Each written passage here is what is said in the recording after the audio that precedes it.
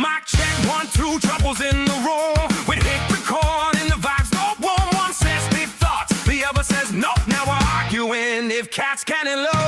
We spill the tea, we spill the wine. Have the stories of yours and half of mine. We laugh and cry, we overshare through Lord's podcast. Now every now, just double the crutch. Double trouble live, with twice the mess. Double trouble live, no stress, just yes. We got high takes, bad breaks, and zero seal. Double trouble live, coming at you for the thrill. Oh yeah, double trouble live.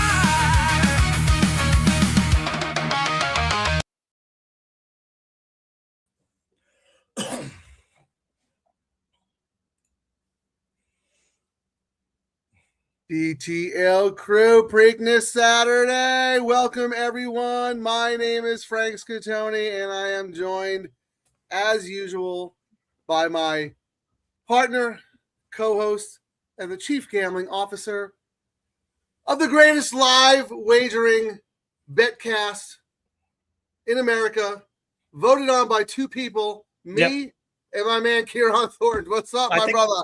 I think Mark Gelding voted too. Well, it's a low barrier to entry. We're the only live gambling show because everyone else just wants to do handicapping shows. But there you are.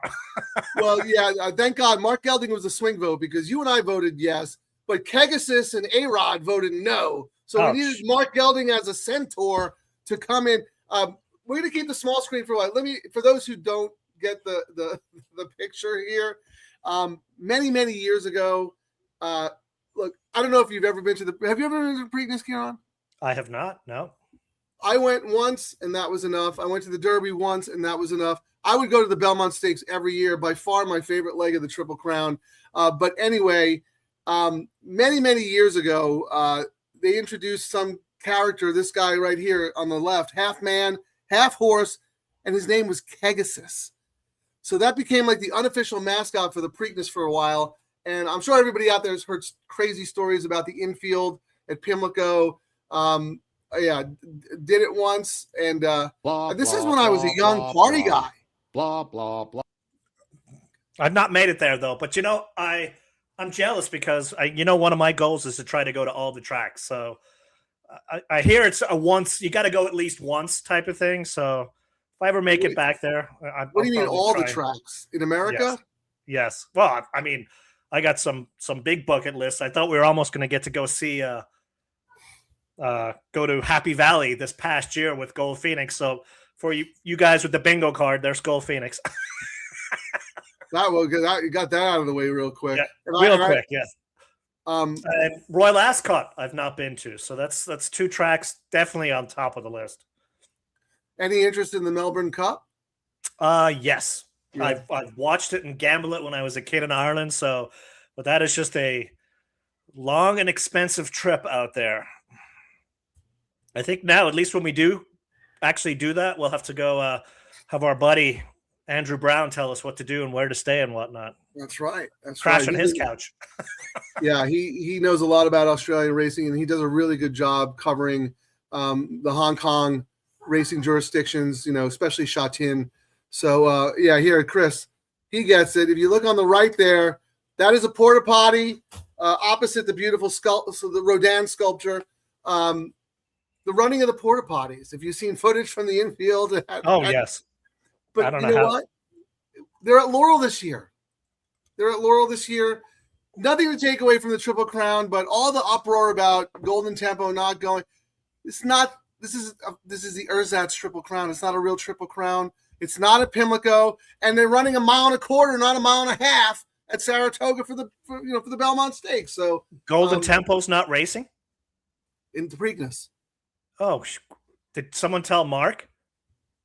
Oh. I am Mark Gelding, and I am launching my own spin-off show from Double Trouble Live. My handicapping pick for the Preakness is Golden Tempo. Join me for more great handicapping picks that don't matter. Kieran, you see the date on that? He recorded that the day after the Derby. Oh, maybe. He got his show. He's like, I did all the work. I got my show up. Yeah, his new podcast is a DDD Racing Podcast. double trouble. Yeah, when we have a little time, I'll put up. He's got merch now. You know what his tagline is? He hits something. He takes a sip of his beer and he goes, "Now that's the taste of victory." Oh, there we go. He fails upwards, up through the. Now he's got his own show, up through the ranks. I mean, a lot of yapping and whining about the Preakness, but I mean, they got a full field. You can't ask for anything more in racing now. I mean, people complain when you get 14 horses, and they complain when there's 6. I mean, you they can't just complain. No, it's so true. It's like, I mean, first of all, like poor Sherry DeVoe, like she could only enjoy her moment for like 2 days before the torches and pitchforks came out, and they wanted to lynch her because she said, "I'm not sure if I'm going to run the horse in the Preakness." Yeah. You know, I want to. And then if she ran the horse and it was flat, well, you should have waited. Right. You know, what are you doing? Exactly. So why did you wait for the Belmont? I mean, you can't win.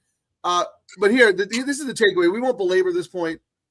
Sherry DeVoe became the first woman trainer in the history of the sport to win the Kentucky Derby. Like 151. I don't know how many derbies there were, but that's the story. Full stop. Triple Crown, Preakness. The story is Utah. If anyone knows Fletch out there, but anyway, so congrats to her. And to your point, Kieran, 14 horses, very competitive race. I'm not going to bet it because I'm stubborn and on brand, and they don't have any low takeout wagers today. They had the 2-day thing, but yeah, I'm not giving anybody my money for 2 days.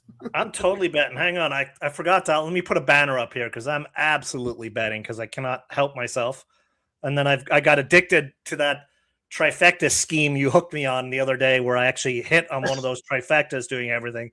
So now I'm gonna blow whatever DTL money we have doing this. Hang on, you're on Preakness.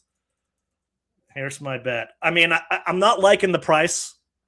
I think. I mean, everyone's talking about Taj Mahal, the local, is my top pick in here, but I got some other wise guys ones. But I'm just gonna essentially do a trifecta, kind of with the way we had done before. You want me to see if there's a trifecta tool? I don't know if they have that at Laurel, but maybe.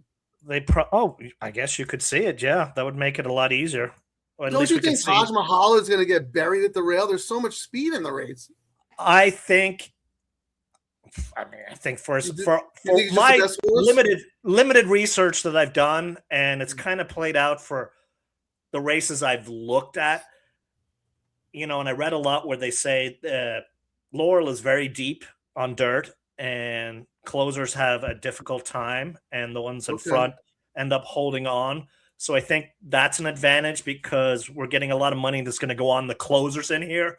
And for what races I've looked, it looks like it's tough to close, and we'll see. And this horse is getting, you know, faster and faster. Well, actually, I suppose we could do what we did.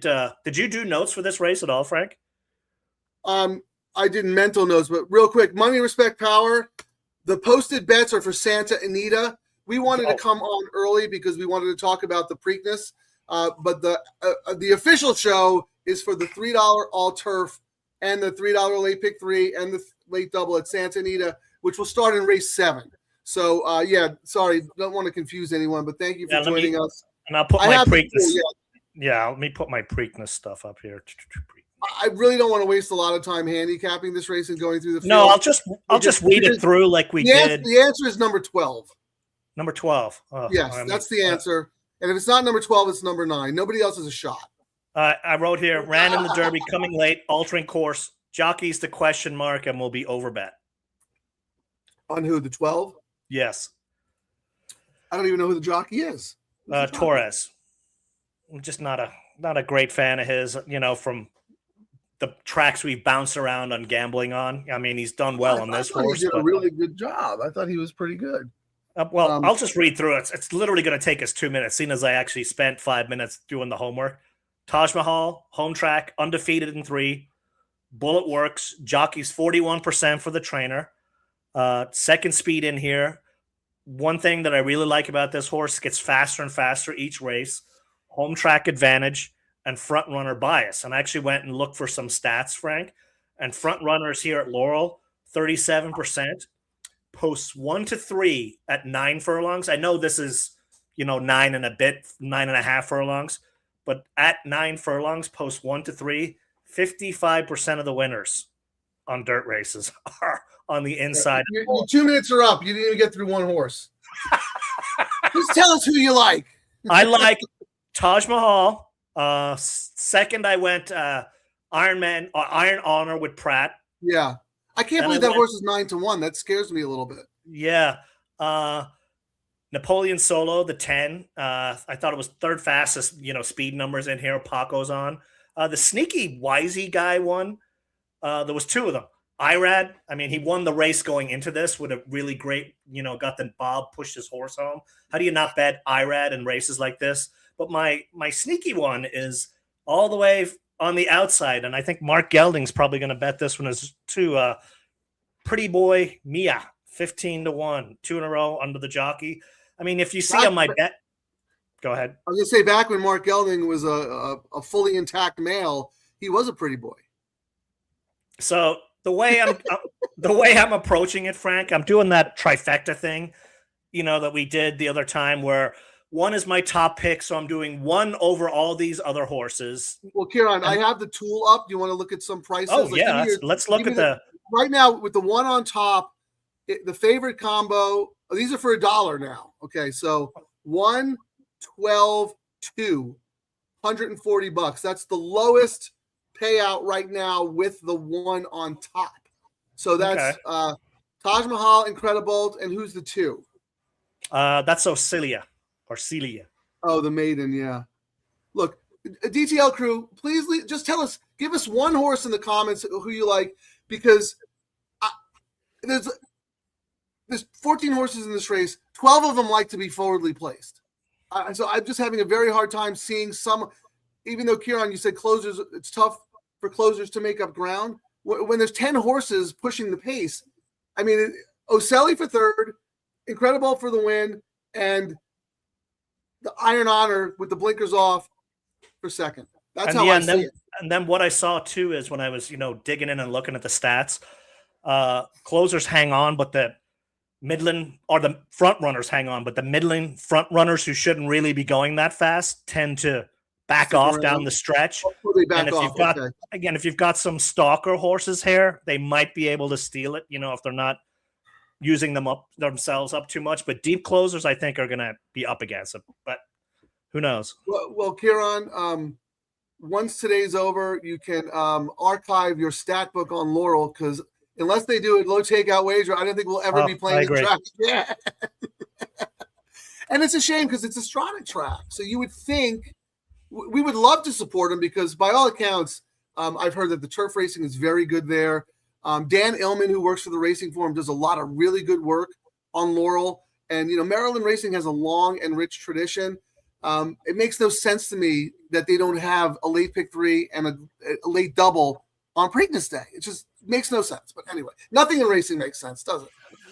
That's welcome to racing, where they do everything they can. Combos? Any other trifecta combos, Kieran? Or are you happy with let's look at let me do the 1 over Pratt. So let's do 1, 9,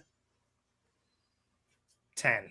Let me look at what order I put these horses in. I went 1, 9, 10. So let's just in order. So let's do 1, 9, 10. 1 in first, 9 in second, and 10 in third. This is for $1, 312. So that's really 50 cents is what. But here's the thing. There's $6 million in the pool, but we still have 31 minutes to go. Nick, thank you for joining us, by the way. Kieran, Nick mowed the lawn and took a nap. Wow. And he's going to stream our show on his big giant screen out in the backyard. Oh, so he's going to have a viewing party with all of his neighbors. I did see your pillow fight with him earlier on X. So hopefully you guys have both recovered from that. It was funny. Weak glove slapping. I love Nick because, look, I like pushback, right? I'm not always right, but I like to voice my opinion. And, sometimes I'm locked in it. And Nick and I had a really, really, not a heated exchange, but a really, not intense either, but we were both going at it a little bit about the tournament space. And Chris Larmy, who I love, I think he thought we ready to come to blows because he like came in and he was like, time out, guys, go to your neutral corners because like, and so did Scott Shapiro. Like, guys, it's okay. I'm like, me and Nick are just like, so we got a fake fight going on Twitter. So Frank, I was just taking a peek I started with the pick 3, and there was actually an interesting horse on the couple of interesting ones that are prices. So on the pick 3, I'm not surprised. The 2, I mean, we saw every handicapper and their mom talk about that. The favorite's 12, Incredible. Not surprised there either. 179 for the 50 cents. I mean, if you hold on one second, let's talk about Incredible for a second. Two things about Incredible. First of all, he was given no shot. I don't think he would have won, but he was given no shot in the lane. But here's the thing. I believe in my heart of hearts, and I know, Nick, you and Emily did really good detailed work on the Derby trips. I didn't get a chance to watch. I think Renegade may have won the Derby if Irad wasn't setting a pick on Incredible to have Golden Tempo come cruising on the outside, because Renegade lost by this much and he went like this.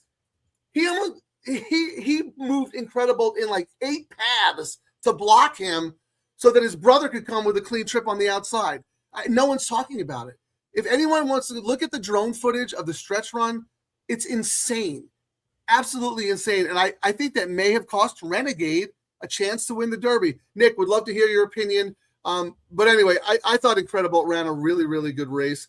And traditionally, Kieran, right, horses that come out of the Derby, typically fare very well in the Preakness. So, but anyway, I'm sorry, I didn't mean to cut you off, but I just wanted to make that point because no one's talking about it. And I think it's absolutely significant. I think, Irad's like, he was more concerned about Incredible than himself. I don't think he realized how much horse Renegade still had left. True. After that, he's finished like a monster. And Golden Tempo just, clear run on the outside. But anyway, rant over. Okay. You were saying something about a 50-cent pick 3? Yeah, I'm just saying, I mean, it's a 50 cent. It's not our usual low takeout, which means, the robots are buying every possible combination under the sun. But the dominant, well, I wouldn't call it dominant. The favorite on the pick 3 is 12, 179. Second choice, the 2. I'm not really surprised at 2 with the amount of chatter I saw or heard out there. Number 1 is third at 239. But the interesting 2 are the 9, the Pratt horse, Iron Honor, no change in the stats, and the 10, Napoleon Solo, the Paco horse. And we can see kind of the same on the double, because on the double, 12's paying $25. 1 is the second choice at 29. 9 is the third at 32. Then we go to 2 at 44. And again, the 10 at 49. So, I mean, if you're a believer in either of, the 9 or the 10 more than some of these other ones, you're getting a pretty good price. Because, I mean, since we've opened, the odds have not changed, right? It's essentially been the same odds. There's a lot of money in the pool, but we don't know. I mean, people have been complaining about the CAWs. I don't know how impactful they'll be with so much money in the pool. But here's the thing, Kieran. Of all those horses you mentioned, other than the 2, they all have the same exact running style. They're all early presser types. And the reason why I give the number 9 Iron Honor an edge, he is an early presser horse, but the blinkers are coming off. Blinkers are off. Is riding. And this horse is going to get the best trip. Yeah, huge upgrade. First horse in the second flight. The speedsters are going to start to tire. He's going to get first jump on Ocelli and on Correct. Incredible. Yeah, I'm just shocked that the horse is kind of dead on the board for a Chad Brown Pratt horse. I mean, let's look and see. How much money is pick going? 5 or something. Oh, there's no pick 5 payout, is there? Oh, there is, yeah. Yeah, let's look at the will pays and see if there's any money buried. The pick 5, the chalk is 12 at 4,300. Second choice is the 1 at 59. The 9 is 6,400, Frank, on the pick 5. Okay. Then the 2 at 66. And again, the 10 at 7,000. So, the 10 is like the fourth super choice. Yeah. The 10 is the fourth choice across the board on all multiple pools. Like if you're looking at the money, the 10 is where money is hidden. So that's one we got to watch and see what the odds do on that. We get closer. That's a great point, Kieran. And I looked long and hard at this horse because that Champagne was phenomenal. But we've talked about this before. If you look at buyer speed figures, front running victories, the numbers are inflated. Horses coming from out of the clouds, the numbers are deflated. Those first 2 races were excellent. But then, against better competition, stretching out a little bit, the horse didn't really have much. I know excuses and whatnot. And I know the horse had to go from the rail last time, but this is another horse who's going to be in the first flight, forwardly placed. Paco might knock 5 guys into the infield and elbow somebody in the face, and then pick the horse up on his shoulders and run him to the finish line. But that's another story. And they might also try the strategy of they look at it and they go, 7 horses are going to go. We've gone every race, and then we've kind of faded on the races we don't win. Maybe we chill and we stalk and we sit 4 or 5 back and have some oomph for the end, because you can't. Right. I don't think you can be a deep closer in this race. I think you got to be kind of up there, but then you also got to watch out that you don't have horses just run out of steam and back into you as well. That's the problem. But here's the thing. Field. You're right. I think Paco could probably get this horse to rate. He had no choice last time. He was at the rail. He had to go. If you look at this horse's debut race in a sprint, the horse rated kindly, stalked. So I think the horse will be able to stalk. But here's the other thing. I know that he ran the Grade 1 Champagne, but he started in a restricted maiden special weight. I can't imagine they thought that much of him if running for a lower purse at Saratoga in a restricted race when, an allowance maiden special weight is so much more money. We don't usually look at it too much. The horse cost $40K. Right. The stud fee for the horse was 50. $40K. And no, 50, so it costs less than the stud fee. Yeah, and that's not a good sign. Sometimes we talk about it, the DPI through the roof. It's Unbridled Song, Liam Map, Atomic Blonde, Scat, all those things, and it's still kind of only went for $40K. What is DPI? Is that a pedigree ranking? That's like a pedigree rank. I look at it a lot when the horses come in from Europe, and I don't, in the debut races, but usually 3, 4, 5 is a really good number. This is 10. But to your point, look where they started the horse, but then they were like, maybe we actually do have something here. We do. And that was a really sharp race, but I don't know. So here, one thing real quick though, Money Respect.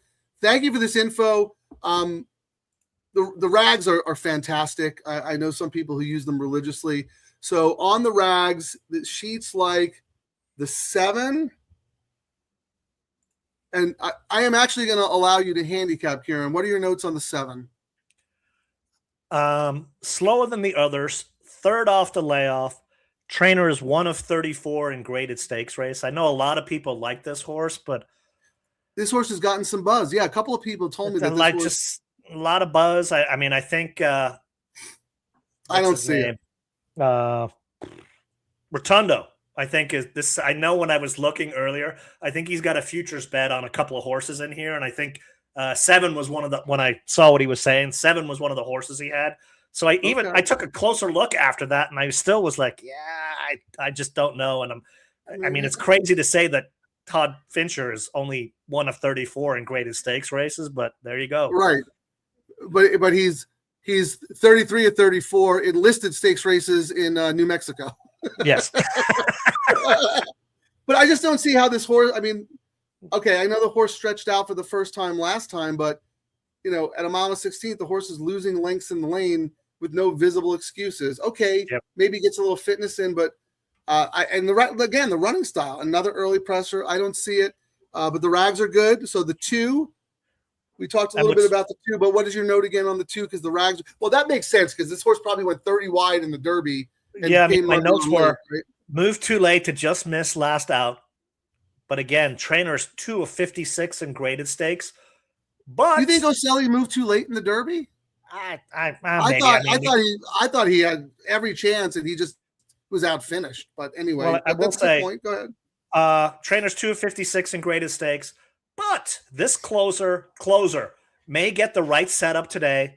but then I put in capitals, but Laurel dirt is deeper and closers are disadvantaged. Now, if Tyler can keep this horse a little closer, stalking up close, the 2 absolutely has a huge chance. Well, here's the thing. Like, look at the Virginia Derby. Incredible crushed this horse. Why is this horse going to beat Incredible today? I thought Incredible's Derby was better than this horse's. And Incredible, has won races. I'm not talking anyone off. I'm just no. This is. I'm being a little cantankerous today because I want to have a strong opinion on who I like. But keep in mind, I'm not betting the race. There's no low takeout. I'm not betting the race. So, and Frank, we have use my advice at your own peril. we've got 19 minutes. We've done our talking. What we should do is jump into the Santa Anita. One last thing, though, Kieran. What do you have on the 11? Because I do want to talk about these. Money Respect Tower is kind enough to share this info with us. I want to see Corona del Oro, 30-1. Johnny V rides. Sharp works. Use on a long shot ticket. Because of the work? Let me look and see. Same run style as everybody else. I don't see it. Let me see it. I love like both Oros, though. I mean, Johnny V, sharp work, blah blah blah blah blah. No, that's fair enough. Fair enough. On my list of horses that I picked on my trifecta, Frank, it's the last one I put in. I was going to say, give me your order. You got like 30 horses. Give me, like, seriously though. Actually, give me your top 5 in order. 1, 9, 10, 5, 14. 1, 9, 10, 5. And actually, I need Danny to. Cargan horse. You have all these horses ahead of Incredible. It's the 12. Yep. What's your notes on Incredible? Why don't you like this horse? I'm genuinely curious. Ran in the Derby, coming late, altering course. Jockey is a question mark to me. Oh, right, the jockey. You told me that already. And will be overbet is what I thought. I mean, we're seeing it in all the pools. I think it was just, I was like, I was thinking I would get better value on the 1, but, the 1's getting hammered as well. So I was thinking. Well, not really. The morning lines. I'm actually kind of shocked. 20 minutes in, and there's been almost no movement on the lines at all. Everything's. I'm very curious to see if the CAWs can make a dent in this pool. I think the morning line with the logical horses is pretty good. Taj Mahal was 5-1, is 9-2. Ocelli was 6-1, is now 8-1. I think those are accurate prices.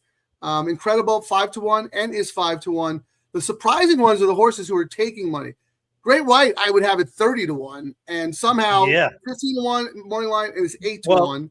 Well, I was actually logging in because Mark Gelding has picked. There's 2 Geldings in this race. Wait, Great hold White, on. Yeah, look at this. RDW is Gelding's biggest fan. Great White and Pretty Boy Mai are the Geldings. So he told me to put a bet in for him. So we've got win bets on the Gelding horses because he says if a Gelding wins this race, they're going to call it the Mark Gelding Stakes going forward. And is he going to have Lily do the analysis, the pre-race simulcast analysis every year? Did I show that one already? Hang on, where is it? I think I have it on here. Oh yeah, here we. What's that? Oh, I want to stay on the Preakness just a little bit longer because it's a huge race and I want everyone's opinion to get in there. So thank you, Money, for that. RDW, Mark Gelding's biggest fan. He said something funny when I was the Mother's Day show where we trusted him to run the studio. He took down all of our signage. He put up his double trouble live signage. He got wasted before the show and slept through the whole thing. That still got a lot of views. Yeah. And then RDW was like, "Oh my God, this is great." Frank, he already has 700 subscribers. 700 subscribers. Because remember, we were complaining that we couldn't get any more subscribers. Well, here's his. Hang on. Here we go. Here's his. He already has the winner of the Preakness. He's got bragging rights before the race has even gone off. Oh, and I would love to invite the premier handicapper in all the land to give us her opinion on the 151st Preakness. I would like to introduce Lily the sheep from Sheep Detective, fresh off uncovering that the brother committed the murder this weekend. Ba, ba, ba. Well, folks, there you have it from the sheep's mouth, the winner of the Preakness. So what's going to happen is he's going to pull out Just a like sheep every other translation handicapping book. show. I have the winner. Right. He's going to go, well, for those who don't speak sheep, let me. And he's going to name the winner. So he can't lose. That's Cannot lose. Smart guy. Dude, he's outsmarting us, man. So Yeah, real quick, smart let me dude. just run through and then we could pivot a little bit. Jay likes the 1, 2, 12 with the 11 and 14. Thank you, Jay. Yeah, John's been a supporter of ours on Twitter about reaching out to some other tracks and asking them to look into implementing other low takeout wagers. So thank you for joining us, John. Really appreciate it. If you have a pick, let us know. Jeff is not betting incredible, but the suspense is killing me. Where's his bud? Here we go. Let it be known. Power of the Preakness. He likes Stephen D. Likes your Taj Mahal. Great pick, Kieran. Yeah, I don't know. I would fade that. So Jay again. Corona de Oro and Pretty Boy Mia. Can someone give me am I not seeing the pace correctly? Every one of these horses have the same exact run style. Well, Multiple tries, 8, 9, 10. I will say, Frank, the number of races, when we do on this show and we think everyone's going to go, and there's 8 horses are going to go, and then Taj Mahal goes, you know what I mean? And then 7 other guys go, let the other guys go. And then only one guy goes and the 7 guys stay. I mean, you never know. That's not going to happen. That's not going to happen in the Preakness because everybody's going to poop their pants once those gates open, and they're just going to. That is a possibility as well. Yeah.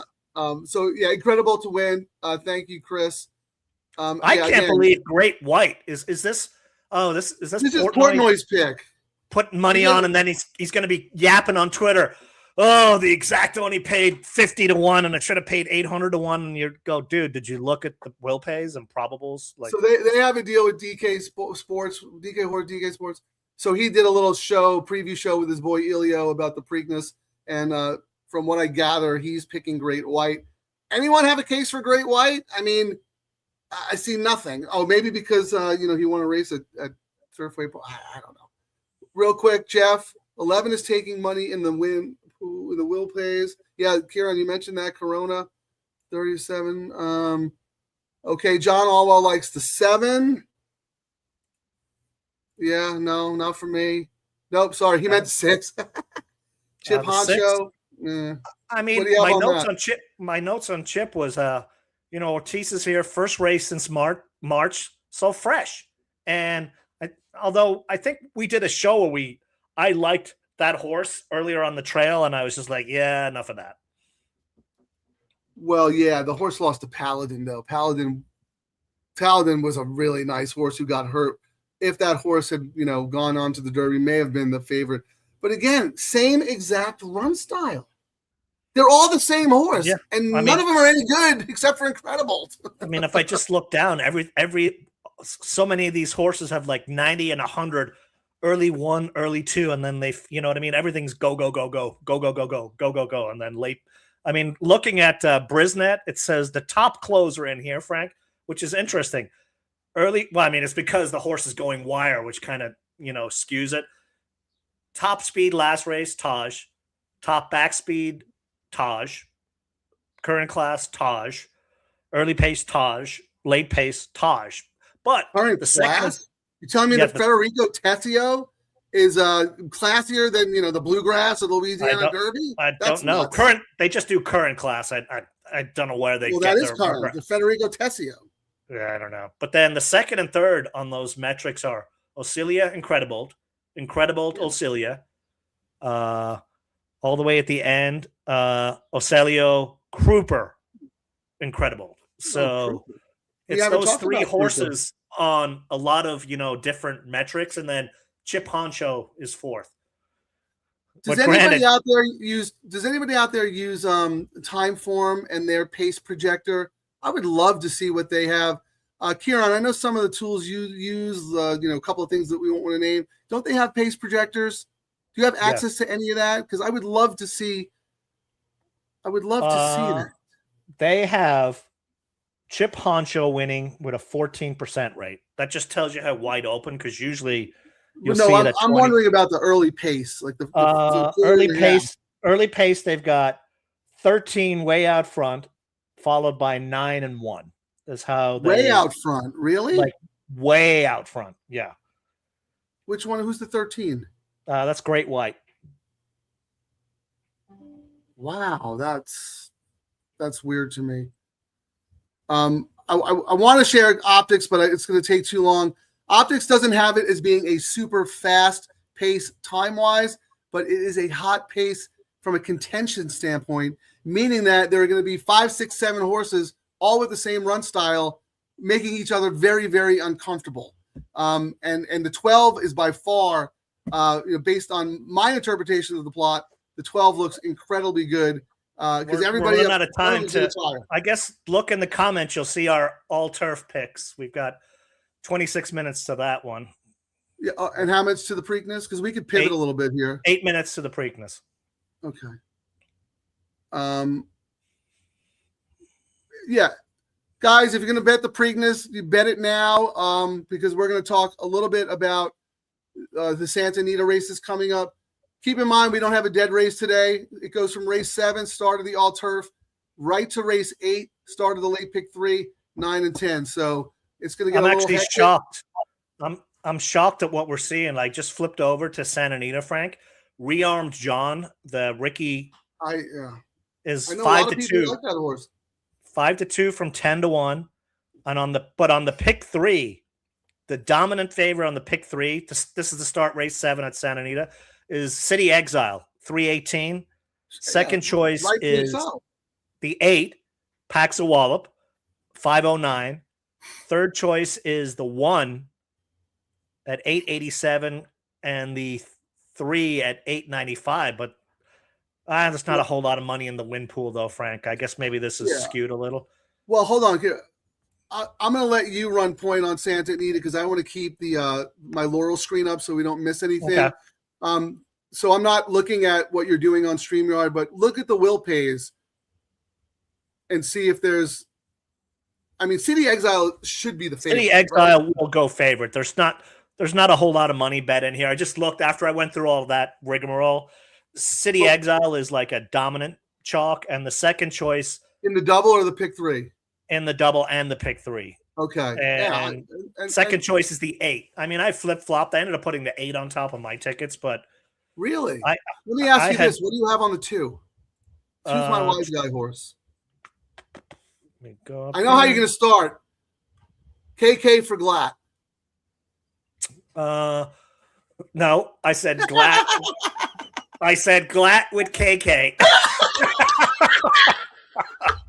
So I did not say KK. You're mixing it up a little bit, getting out of your comfort zone.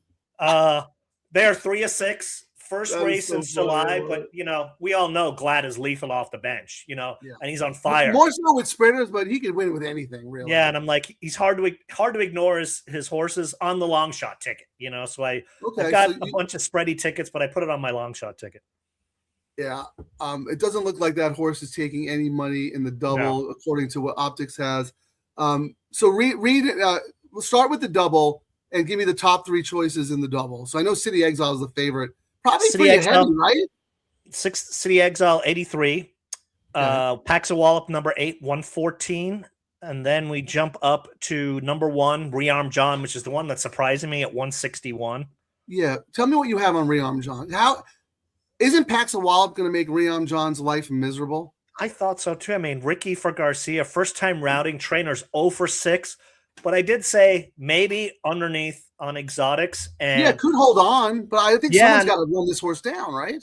When I originally did like my spready tickets, when you look in the comments and you see it, I did not have that one in. And on one of my, actually, I'll throw it up here now. Hang on, Frank, just so people know what I'm talking about. So I've got a bunch of multiple tickets. I went with the 8 over the 6. I'm doing my single spread and then single spread type of ticket. Well, tell me why you like the 8. You think it's just going to sit right off Rearm John? Yeah, and I he'll mean, get first jump on everybody.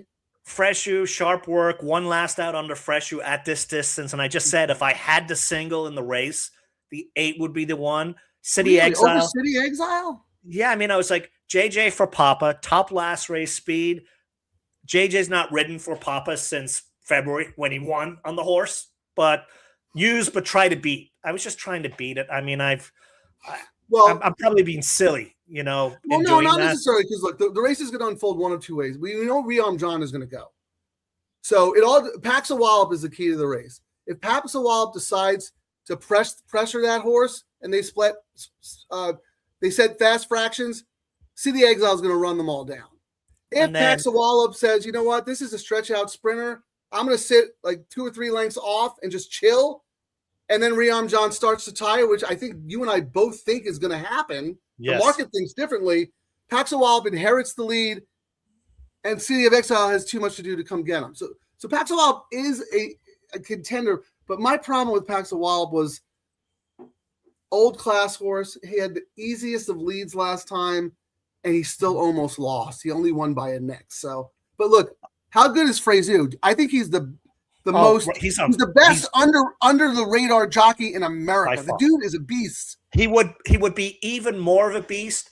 That injury set him back a few months. I think we're now seeing the Freshu that was lighting things up before that injury. He broke his toe. Yeah, right. Yeah. On the so I think we're starting to see him now. But this race as well, Frank. The reason I ended up doing my single spready single thing, 20 races. The favorite's only 4 of 20 in this. Is that right? So it's favorites 20%. Horses between 5-1 to 10-1 are 20%. Horses over 10-1 are 20%. So it's like a wide open. Pick your quadrant. Yeah, like it's one of those. You wouldn't be shocked if a favorite won, if a 6-1 won, or a 20-1 won. Essentially, is what this type of race is. What I would tell you, Kieran, from my perspective, based on how I think the race is going to unfold, there are like 6 other horses I give a better chance to than I do Rearm John. Behind the Flavor's a good closer. We've got back class, King of Clubs, those Calbred races, good. El Rey Rey's taking some sneaky money. I love El Rey Rey is my third choice. It's a wise guy. Right? Yeah, no, I'm looking at the imputed odds on optics, and is El Rey 8-1 on the toad from 15-1 line? Let me pull. Or do I have to update my thing here? El Rey is 8-1. Yeah, because I went the 2 favorites. I went 8-6 as my top choices, but 4 was my long shot pick. And I actually, let me see, did I write anything about it? Frey rides one. He won on this. This is his second ride for this trainer, Frank. And Frey won on a 20-1 bomb for this trainer in the last 2 months. First race since January. Nothing but sharp works in the morning. Has a very big chance and a must use on a ticket somewhere. Ergo, this horse is way better than those last 2 races. The excellent by far. Look, I'm looking at the last race. Demora. I was talking to Quigley the other day. He told me Demora went back to Hong Kong. Did you know that? I was wondering where he went to. Yeah, I had no idea. Did not know either. He got a bad press agent because he just kind of like snuck away like a thief in the middle of the night. Just real quick though, Jay, add what to the bingo card? It's hard to keep track of what we're talking about, but if I said something funny that belongs on the bingo card, let us know. And this is real serious. Are you really in a tornado warning, Jay? Because if you are, just safety first. Anyway, how many minutes stock up on those $3.50 beers in Nebraska? Yeah, how long till the Preakness? There, it's a minute. They'll probably dawdle a little bit. Can you put mine up so we can compare? Oh, all right. I like the 6, but I also like the 2. And I can't remember if I used the I don't think so. I think I just did a caveman ticket here. Yeah. So let's go to the middle leg, race 9. I'm 8-6. Are you all about Queen Maxima, or are you going to try to beat her again? No, I mean, I really want to, and I mean, I do on, like doubles out of it. I'm all about Queen Maxima, but I'm also spreading. I mean, my notes here are, I mean, we talked about the issues that horse had, I mean, essentially ran another race before the race started, but always seems to have some sort of issue. 4 to 5. JJ rides, should smoke these horses. But raced 2 weeks ago in Churchill. Yeah, no I don't work like to that. sit. You know what I mean? I was like, maybe the Mullen horses. said that she didn't get it. She was hardly ran that race. She just Yeah. started to go when the race was over. I believe him, but turf horses coming back quickly is not usually a good, Yeah, and good I went- handicapping angle. I went single on some tickets, but if she had not gone to Churchill, Frank, I'd be singling this horse and not looking at anything else in the race. But there's just enough question marks. Yeah. The favorite wins this race, Frank, 60% of the time. Wow. But when the favorite that they're 10 to 1 or plus wins almost a third of the time. So You know, made the a good favorite point goes here down. on. This was not Mullins' plan for Queen Maxima. No, he I wanted don't to win think that. He wanted to win that Kentucky race. correct. And to me, the only horse who was more disappointing was She's So Spicy. Neither one of them ever looked like the winner, but Nope. it was short, and maybe Mullins said she was just getting going. So he's like, you know what?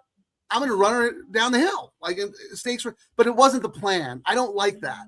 I will say in that race, I do have notes. O'Neill has really cooled off. Sadly, Yeah, he won one. and yeah. I think he's made his call back. He's like, Jaramillo, come on, I need you back. I know. And Well, he drops in one of that- those horses to 12.5 from a maiden special weight. yeah, and I mean, Jaramillo picked this horse for O'Neill. Fresh rode last out. O'Neill's horses are starting to blow up tickets. Jarrow O'Neill would be a lock a month ago, but Jaramillo did leave. There was 2 other winning horses he rode to a win in this race, Frank, and he went with O'Neill for Princess Mocha. So if you wanted a price horse in there, there's enough Jaramillo jockey movement that would be the one you'd jump on. Wow. I How agree. long is Kieran, hold on. They're loading in the gate, so we're going to take a break. Just real quick before we go. Sophia, please stick with us. We're going to take a tiny break for the Preakness. Sophia and Seraphine Carmona. Oh, there This we go. is Sophia. We miss you guys. We really want to say hi. We're going to watch the Preakness. We're going to come back. We're going to show a fun little video. And welcome to the show. What an honor it is to have you here. Right there, Seraphine, and then from Georgia. But we have to watch this race. We're going to come right back. Wow. I got chills. That's awesome. All right, guys. Good luck. We'll be right back after the Preakness.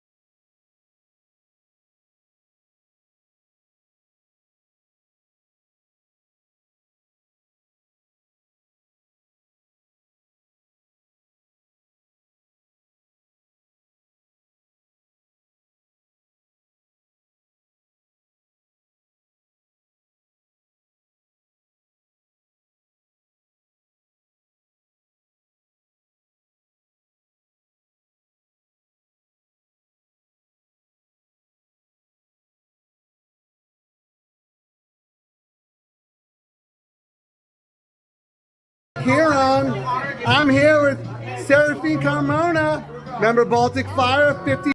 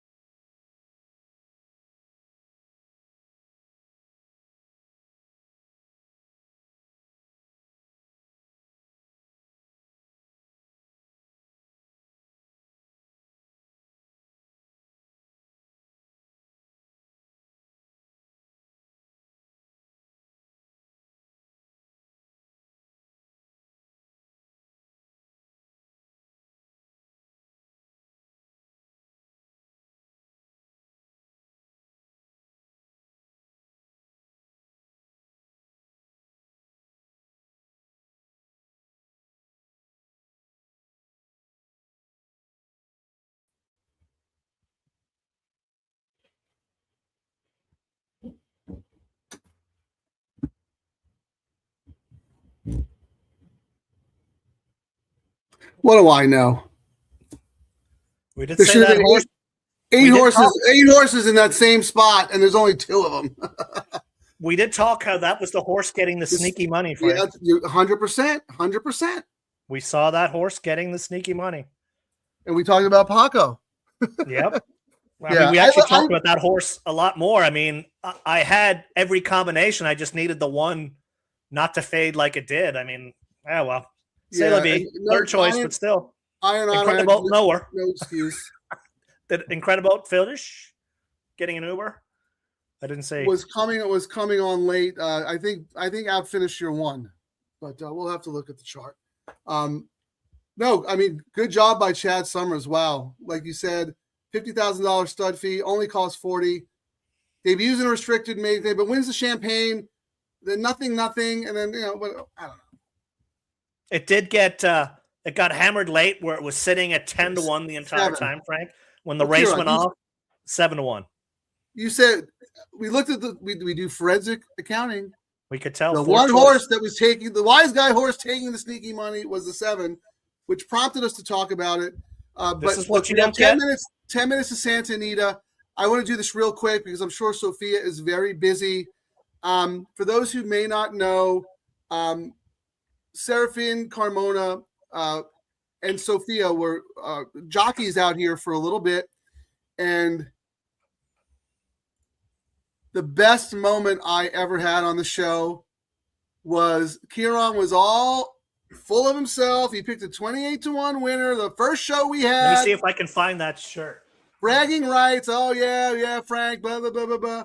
So I come back the next week, and I'm giving out my double pick, and I get to this horse called Baltic Fire, trained by Simon Callahan and ridden by Serafin Carmona, and I'm going, I'm using this horse in my double, whatever, and Kieran's like, Frank, the horse is 57-1. I said, what? I said, forget it. Forget the double. Just bet the horse to win. Don't even mess around. Bet the horse to win. I bet the horse to win. Horse won.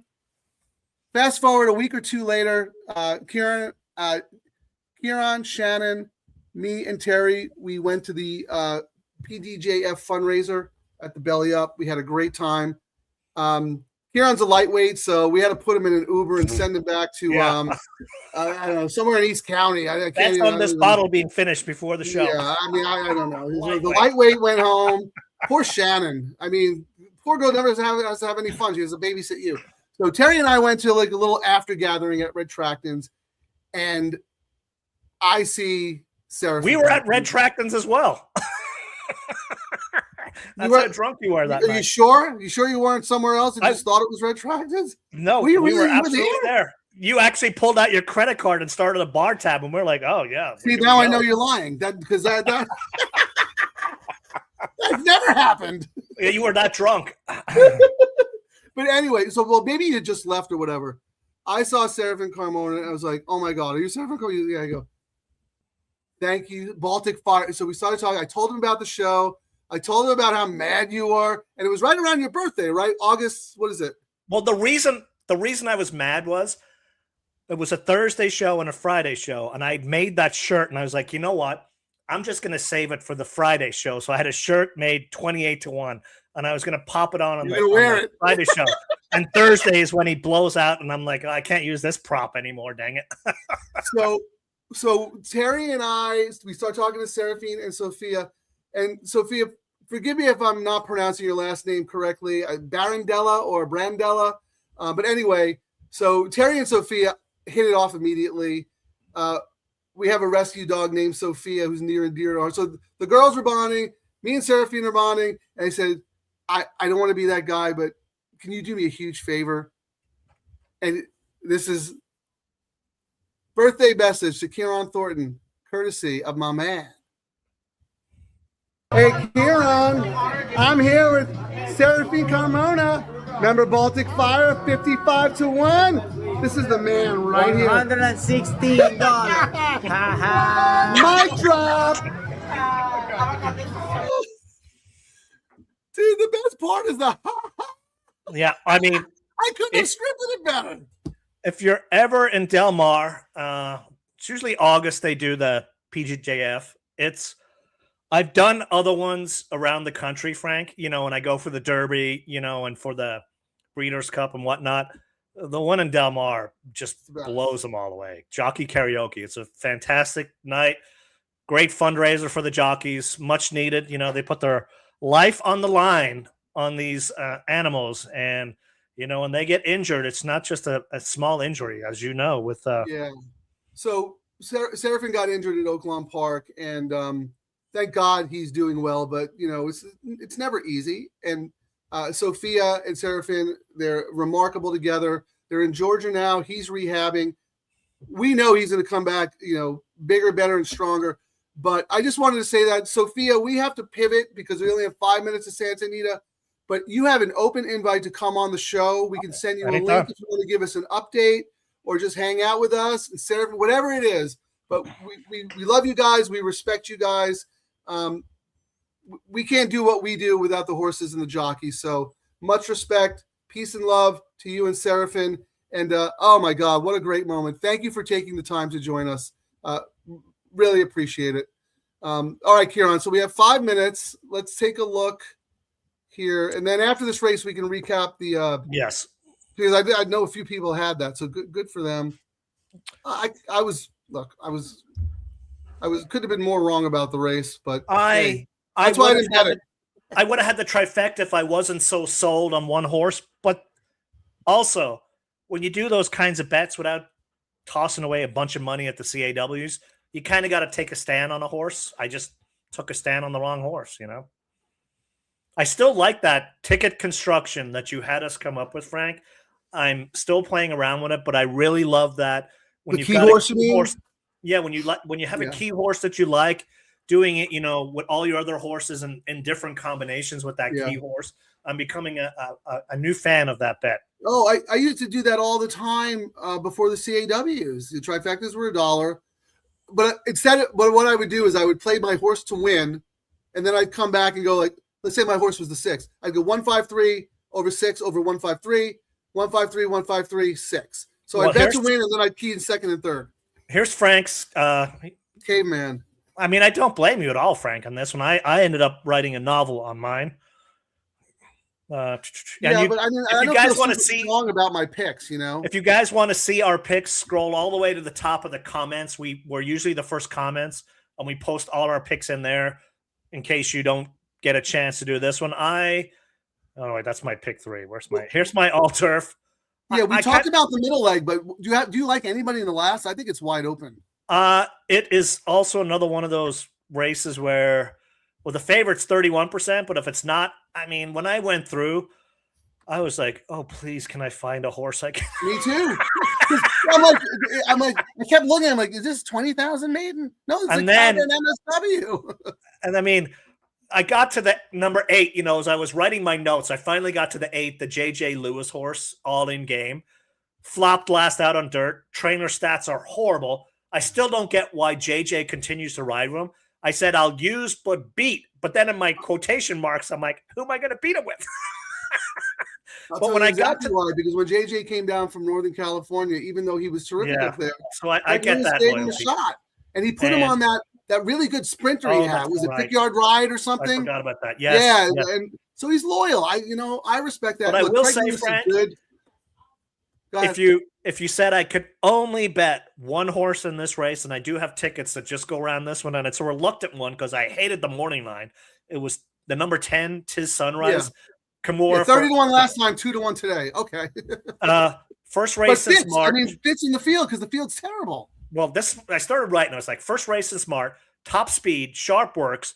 Usually I would not use, as in, I wasn't really a fan of this horse. But in this race, a logical single candidate in a horrible race. Then I read something, Brad Free put some stats out, and he's like, the last race that Tis Sunrise was in, 3 next out winners. So even though I was reluctant on the horse came out of a very live race. And in this kind of a race, you could find better singles in a crap race, if that makes sense. I know. You're 100% right. Like look at this horse. All right, 2 to 1 today, right? First race of the group, 45 to 1, 36 to 1, all at the same level. 66 to 1, 12 to 1, 5 to 1, runs 4th, 20-1, and now is going to be the favorite. Second choice, First Light, Rosario for Carla. Carla's Yeah, I only like that 12%. horse. We're almost, and he's only been out here a week or so. You got to bet anything Rosario's on. He's back to his old ways, and When Rosario is Rosario, there's no one better. He's so out here. good. So, and then I did like the 9, Big Miss. Trainer Really? stats are horrible, but the best race was his first time on turf last out. So I said, worth a look and use Summer on a ticket. And then after I went through, I was like, well, this is my third choice. I do have a ticket, Frank, on my all turf where I've got everybody. I know. I don't mind that, Karen, because I actually like the horses I have in the previous legs. Yeah. But this is a grab bag. When do I ever bet a first time starter going long on turf? Carla Gaines, no less. Exactly. But here's my sneaky one. What do you have? They're in the gate. We'll come back, but I want your notes for the 7, Jacqueline Lucas, when we come back. All right, good luck, everybody. Let's get out of here alive. And Sophia, if you're still with us, thank you so much. That was amazing. All right, guys, we'll be back.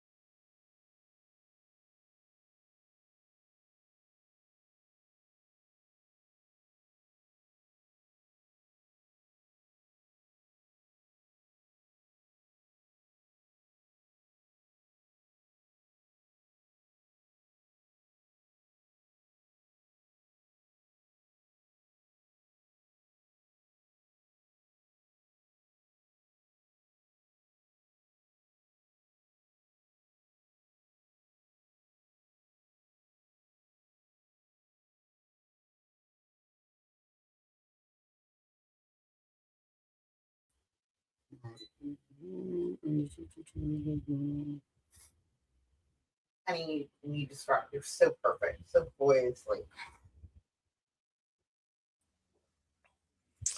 Oh, Rosario, just a little bit too late. He always talks about his horse who lost. Never talks about the winner that I had. He always talks about the horse that he had. I had the winner. I know you did. But you like Paxawal. Paxawal ran a monster race. I don't know who was on that horse because that was a horrendous ride. It's Freshu. I don't know why he went. I don't know why he went so fast, so quick. That might have been the instructions.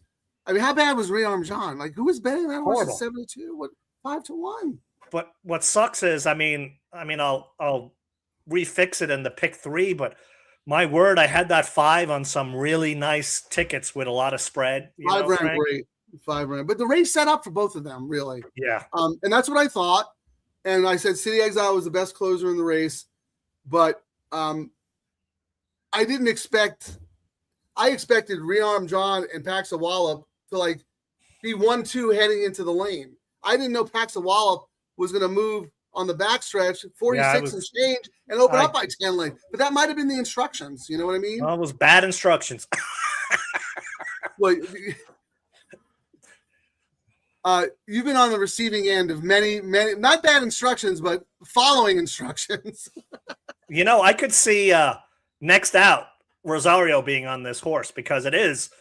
I mean, I think it was Sadler and Horonis just giving Freshu because he won last out. My question was, why is Rosario not on there? He probably will be next time.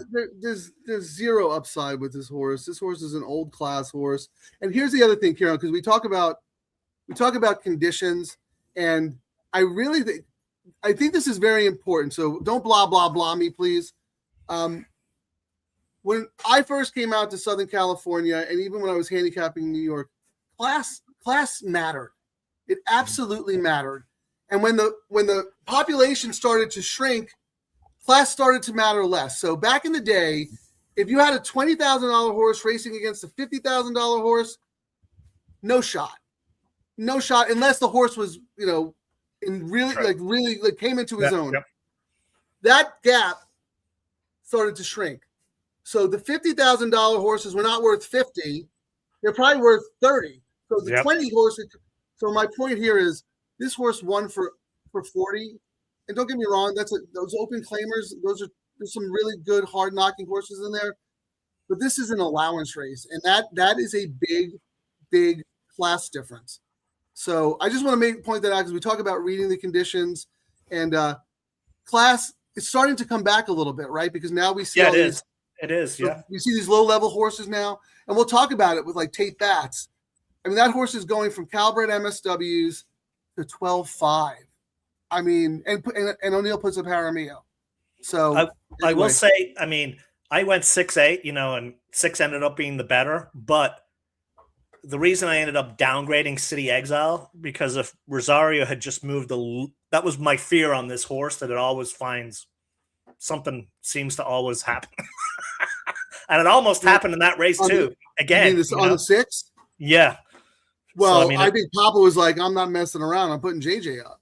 Yeah. I mean, Giroux off, JJ on. I mean, that's pretty. Did Giroux leave? I've not seen him on. Yeah, on mounts. Like he was getting everything under the sun, and then where is he riding? Well. Huh? Yeah, he might be back in Kentucky. Anyone out there know? Please let us know.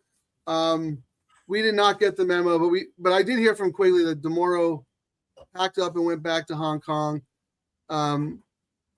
Yeah, I mean, remember he had that he did okay to start. Then he was really off at Del Mar, and then he came back and he was hot for a little bit, but his business never elevated, right? It never went to the next level. So I think he was probably frustrated. And then if you look at on the good horses, if you look at a lot of the races we're doing today on turf, Frank, jockey upgrade because he was on a lot of them the last time and they were 3rd, 2nd, 4th. They weren't winning. His horses just weren't winning. If there are any aspiring jockeys out there and are thinking about coming to Southern California, beg, borrow, steal, bribe, whatever you got to do. Have Tom Knuth represent you. He's Jaramillo's guy. I'm glad you threw that up there, Frank, because I actually thought I was only alive on 1 ticket. So I see I'm alive. I wanted to go over our tickets. So so I'm alive on 2 tickets. So that I feel a little bit better. Hold on. I want to write it down. So what are you alive to? I'm alive to in the next leg 68479. And then the last leg 10 on 1 ticket and 1069 on the other. So 68479 with 10, 68479 with 1064. Is that why you have? No, I need to know your combos. Tell me your combos. On 1 ticket, I'm alive with 6 in the next leg with 1069. And then on the Okay, other so ticket, single, and then a little spread, and then in the Yeah. other ticket, you're I'm spread alive. single probably, right? yeah, 6, 8, 4, 7, 9 with 10. This has been very good strat. You want to explain what you're doing here for people who may be watching for the first time? Because these are not your typical pick threes No. at all. We, And if we you treat talked them about like that, you're not going to take advantage of the value that we have. Yeah, and So, I'm not. sorry, go ahead. I am not making fun of Frank's ticket at all. I'm just trying to point it up. Like sometimes you will go, "Where's your all turf?" You went caveman, and this is typically the kind of bet we would do when we would do like a pick four. You know what I mean? Whatnot. We would But just. Kieran, look what I did. I did it for $6 Oh yes, because I know, really yes. I like my two by two. I feel good about getting out of those, and then I wanted to spread in the last. But I was just So- showing that like that's our Good typical point. kind of bet where everyone. But we've been doing this show now like 10 months, and the pick three, especially at Santa Anita, just the pays can be just so big. And if we're correct on our chalks, you'll see we have the chalks on my multiple tickets here. Like if my not 8 had necessarily won the and chalks, the 6, but our A's, our opinions, right? They don't have to be our chalk. top pick, we'd be alive Yeah. on multiple tickets with a chance of chaos. But then there's races where I know there could be chaos, so I can spread and then single on another one. And it doesn't happen all the time. The goal on these tickets, everyone likes to say, I won all my tickets. They're not even betting their money if they keep saying that all the time. You lose more times than you don't. This is trying to maximize the coverage where we can win at least one ticket. And if it chalks out, we'll win on multiple tickets. And versus getting a small little pay, I'll get it 3 times on 3 tickets. But if a chaos happens in a leg that I think crazy is going to happen, I mean, I got $1,500 for a $3 pick 3, a month ago. So that's the mentality on these kind of spread tickets here. Simple as that. I don't usually like to do caveman tickets, but if I do, I want to try to hit it multiple times. I could have done another instead of using Spirit Boss and Queen Maxima. I could have come back and like single the 8 on one, single the 6 on one, and zigged and zagged a little bit. But I really like City Exile. I think the only other horse in the middle leg, and we'll talk about that I'm worried about is the Mandela horse. Well, look at so you know how you went 6. You know how you went 6 on your all turf. This is my pick 3. I'm doing a $9. I went 6-8. Huh? 8-6. I won, I think. Yeah, but I'm saying in this one, I went a $9 pick 3 with my top choices on my first ticket. So I kind of did what so I've got an $18 ticket, but I went $9 pick 3, 4, 7, 6, 10 on a ticket, and then kind of spread it around. So I see what you were doing on yours, like hitting it a few times on your top picks. That's my pick 3. Believe me, Karen, I tried really hard to do what we like to do, maximize our opinion, single spread, to try to get alive on different combinations, but I didn't know what to do. I guess I could have singled. I guess my other ticket should have been, could you put the all turf back for a second? All right. Because this is important. Wagering strategy is important. And I promise you, I wasn't being lazy. I didn't know what to do. So I was just like, I'm going to caveman it and play it twice. But hold on, let me mute this. So I guess what I could have done now that we're talking about it, because the 6 was my top pick, I could have singled the 6, gone 8-6, and then maybe use even more horses in the last leg, right? Sure. Or even better, single the 6, single the 8, right? Try to beat Queen Maxima and maybe even go all. So I could have done permutations of this, but I don't know. I just wasn't feeling it. So we are a wagering show. Ticket strategy, wagering construction is the name of the. You might get a pat on the back and a blue ribbon for picking 5 winners on the card, but wouldn't you rather have your bankroll plus 2,000 at the end of the day? I mean, I still think, my favorite movie is Let It Ride. And when he goes into the track and the guy's going, hit the daily double. And then he looks at the sheet and he's like, that was 10 years ago. Well, the old town move, like the valets would just give, hey, race 7, the 1. Race 7. When- The next when customer. I Race see 7. those the guys two. He at gave the- and someone's going to win and get a nice when tip. I see those guys at the track with those forms and people are like, oh, I won off the form. I'm like, what form? And then I look at the form. I'm like, I know how to bet. And I'm looking at this form and there's like 400 different bets. And then the next day it goes, hit the trifecta with our 14th choice on 15 horse. I'm like, okay. 6 of 9 winners. Yeah, it's whatever. But you know what? That's how the game used to be because Yes. Doesn't work the anymore. information wasn't available, right? You had the they had racing no form, choice. and you had the racing form, and that was it. And most people went to the track to have fun. So like, oh, I'll get this guy's sheet and I'll just play him. Whatever. So I get it. We do not live in that era anymore. We do not need 8,000 handicapping shows. The information is available. We're grown bleep men and women who can how to handicap. And if we don't, we could just pick up some information. We don't have to. We don't need an inundation of handicapping shows. Look at the Preakness. How many shows picked that horse? Very few. They were all about Incredible, Ocelia, Taj. Well, you know what I mean? Like it was the same. Here, even if they did, and you told me this, and I think it's the greatest thing. If Jesus came down, if Jesus came down from heaven, if he came down from heaven and said, number 2 is going to win race can't 8. lose. Everyone in the room, and there'd be 10 handicappers, and they'd be going, I bet him last time. He's wearing front wraps this time. I'm off that jockey right now, so it doesn't really I'll play him in the double. I'll key him in my super. Oh, Yes. I didn't have the 4th place. And look, there is a use for handicapping content. Do not get me wrong, but at some point, it becomes white noise because it's a bombardment. It's too much information. We have learned you could do less work and follow the tote. And Matt Miller, he says this in his book here, and he goes, "Look, I know how to handicap. I consider myself like a B handicapper. I know there are better handicappers out there." He goes, "But my strength is how to bet, and not only how to bet, but to not be afraid to crush your opinion." And he could say, "You give me." Say his handicapper of the day, the guy he's following, whatever they're talking to, gives him 3 horses. Matt Miller is going to make money on those 3 horses if they win. The handicapper may not. He might have the winners, but he may not have the money. So we hear this all the time. I'm a great handicapper, but a lousy bettor. And my response to that is like, well, what are you even doing here? Like, what do you mean? The name of the game is betting.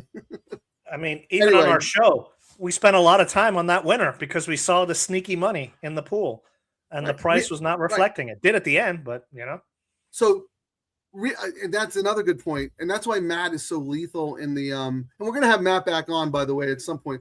Lethal in the live money tournaments because he'll take he'll look at the race, he'll talk to the people that he respects, and then he'll follow the market signals. And his whole strategy is you don't have in a tournament.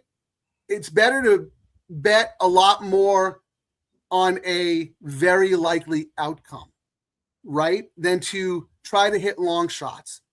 Correct. You want to pick a couple of races where you're going to have a strike rate. You're not going to be fishing for the long shot or spreading your bankroll out. And if it doesn't work out, it doesn't work out. You want to get to your goal in the shortest amount of moves possible. But that's a whole other discussion.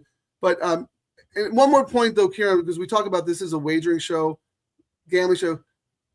I'm telling you right now, and I think you'll say the same thing. I have learned so much more about being a better horse player 100 in the 9 months doing the show than I have in 20 years. 100%. I was a great handicapper for 20 years.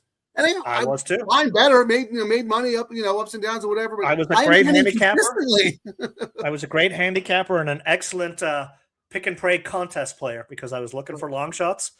I hardly play any contests now, and my handle's up exponentially more just because of this. And the other thing is one last point, and I know this has happened to you too. We exchange information. We use real-time information. There was a time where I hit 3 pick 3s in a row because I ended up using a horse that I didn't even like based on what we Because we talked can see. about on this Yep. show. And that has nothing to do with handicapping. That has Nope. to do with betting, taking advantage of what you're seeing, and playing your tickets correctly. So anyway, that's the message. Again, you can spend all the time you want watching handicapping shows, but the name of the game is wagering. And we thank everybody. The pool sizes show it. But now it's time to, let's get a little more serious here, Kieran. What do we got late pick 3 wise? So Will pays 7 is dominant at 960. The second choice is the 4, $38, and then it's a tie between the 5 and the 8 at $42. Pick 3. The pick 3, the 7 is $82, Frank. The next closest is the 8 at $241. Then the 4 at $340. So the 8, if I was looking for sneaky money, my second choice in here was the 4. I didn't have the 8 on any bingo cards. So hold on one second, Kieran, because that pick 3 sounds like it's paying really good to the 7. Who won race 6? Got to be a bomb. Race 6 was Ronaway. What price? A nighttime horse at 15-1. Garcia Efenano. Or 15-1. Yep. City Exile was what? I don't know, 8-5, 9-5, whatever. 3-2. And Tate Bass is odds on. That's actually pretty good. I think the CAWs might have whiffed on that one, but we're not worried about that. We're just using the pick 3 and the double to see if there's any sneaky money. And which one did you say was sneaky? 7 is like the sneaky number the sneaky is one. 8. 8 took a little bit more money on both pools. 8 yeah, I thought the 8 had a little bit of a look to the horse. Serin dropping, right? That's the one that's dropping from 32. Broke from the rail last time. My notes were essentially slow, and I moved on. That's what I didn't see enough in that race to make me want to bet this horse over the maiden special. The trainer down multiple classes, 0 for 3 for you lose your money. Second career race. I mean, they started this in a maiden claim in 32. They're tossing the horse away at 12.5. Even their sharp work is like 32 of 83, like nothing impressive. They didn't even bother trying this horse on turf because the dad's turf and tribal rule on the bottom, all turf. Usually they'll try the horse on turf before they give up on. You know what I mean? Yeah, he's like, no. But it did get money, so I don't have it on any tickets. So I might have to, I don't know. We'll see as we get a little bit closer. But let me ask you about. I'm sorry. Let me just say real quick because obviously the race goes through the 7, but what do you have on the 4 and the 5? I thought both of those had looks to them. Oh, I've got a ticket where I use. So let's see. The 4, winless trainer, horse shifts in from turf, lost by a nose, last out on turf, third fastest speed. But then I had a question mark. Why dirt today? Why not do turf again? But I did make it my second choice in the race. The 5. Let's talk about this horse for a little bit because, look, I know those maiden special weights are not close to the levels that we have here, but that horse actually ran a pretty good race, right? Going long on turf is not easy. Lost by a nose. They made a move, lost by a nose, exactly. And that's a jockey who does well, from the races we've looked at that track. Like, they had the good guy on. I mean, the trainer's winless, et cetera, et cetera. The trainer who has it now. But yeah, here's the thing. Alfredo Marquez, he's been around for a very long time. He's not stupid. He gets this horse, and he goes, I have to think that race probably deserved this horse getting a shot at least at 20,000 or something. This is as close to the bottom as you can get. So I'm thinking like they just want someone to buy the horse and get a win. So I don't know. I was very confused by that horse. And then same thing with the Leonard Powell. Like this horse was Blaine Wright a year ago. Leonard Powell gets the horse. He's not even going to bother at 20. He's just like, I'm just going to drop to 12.5. You know what I mean? So I have a hard time figuring that out. Like, is it just a giveaway or are they really trying to win? And if they get claimed, fine. Well, I mean, that Leonard Powell horse, what I wrote for that one was Ricky Lee's, but we get Belmont, and we've talked a lot about how Yeah. he's a But jockey to Ricky pay Lee's attention to. because the horse ran a year ago, so I wouldn't put too Yeah. much stock in Well, that, but I yeah. just, like he didn't come back, but Belmont's been Sure. getting a lot of rides, and I started handicapping tomorrow's card. I've said how he's a exercise rider for Phil D'Amato on some Yep. of his best horses, which should be something where you go, I got to watch this jockey because of Well, that. You talked And- about that on the show, and then a week later, he won 3 races in one day. And then Andy Mathis is using him tomorrow, and Andy and Phil, and Little Red Feather kind of swap horses a lot. So that's another big positive for this guy. And then I had here 4-year-old dropping in class, like that horse well has a bet shot. in the debut last May. Long shot ticket is what I had for it. And then I also used the 6, the Miller horse. Right. And, if there's a guy who drops horses, he doesn't drop them to toss them. He drops to win. Miller's 30% when he drops multiple classes. Yeah, this is his move, man. And But I he's think not those using his 2 races usual are jockey. horrendous. I think you got to just get rid of the pretend this is a first-time starter because you can't take anything away from those 2 races. And But here's- I think he might be putting up Aguilar because he wants a price. Because if he puts up, you get the juice. He didn't put his regular jockeys on, but yeah, it might be to get the price. But Miller is lethal when he drops. I mean, he's 30% for a profit, and he adds the juice, and so Miller's here's the starting thing, to kinda though. heat up. This is his kind of agree. race. Yeah. No, I'm And sorry. I don't mean to cut you off but this is the question that you have to ask. Not just you, everybody. Oh. And me too. I agree with you. I have those 3 horses as my second tier contenders. I actually have here's the 4 my- and 5 as A's as well. But you have to decide: are they going to be good enough to beat Tate Bats? I don't know, and that's why I've got 2 secondary tickets keying them, but I've got tickets keying the other guys. And I've got tickets with 4-7 tops. Then I've got a ticket 7 with a spready spread. But then I come back with 5-6 in case there is chaos in this race. So I spent a little bit more on the ticket, but as we've said, if you can beat even one chalk in these late pick 3s, you're getting paid. Well, here's the thing: like if Tate Bats wins and Queen Maxima wins, it's not going to be great. You have to beat one of them. Yes. Which one do you think is more vulnerable, actually? Maxima or Tate? This one? I would have to say Maxima, just because of that trip. I mean, Maxima should smoke everyone. That trip to Churchill. Yeah, I mean, she's if 5 she years comes out- old. If she comes out and wins, Frank, Yeah. I'm just going to be like, anytime she races, I'm just going to single her because that would be Right. very impressive. Right. You know? And it's not like you do have her. It's just the payouts aren't going to be that great. But I agree with you.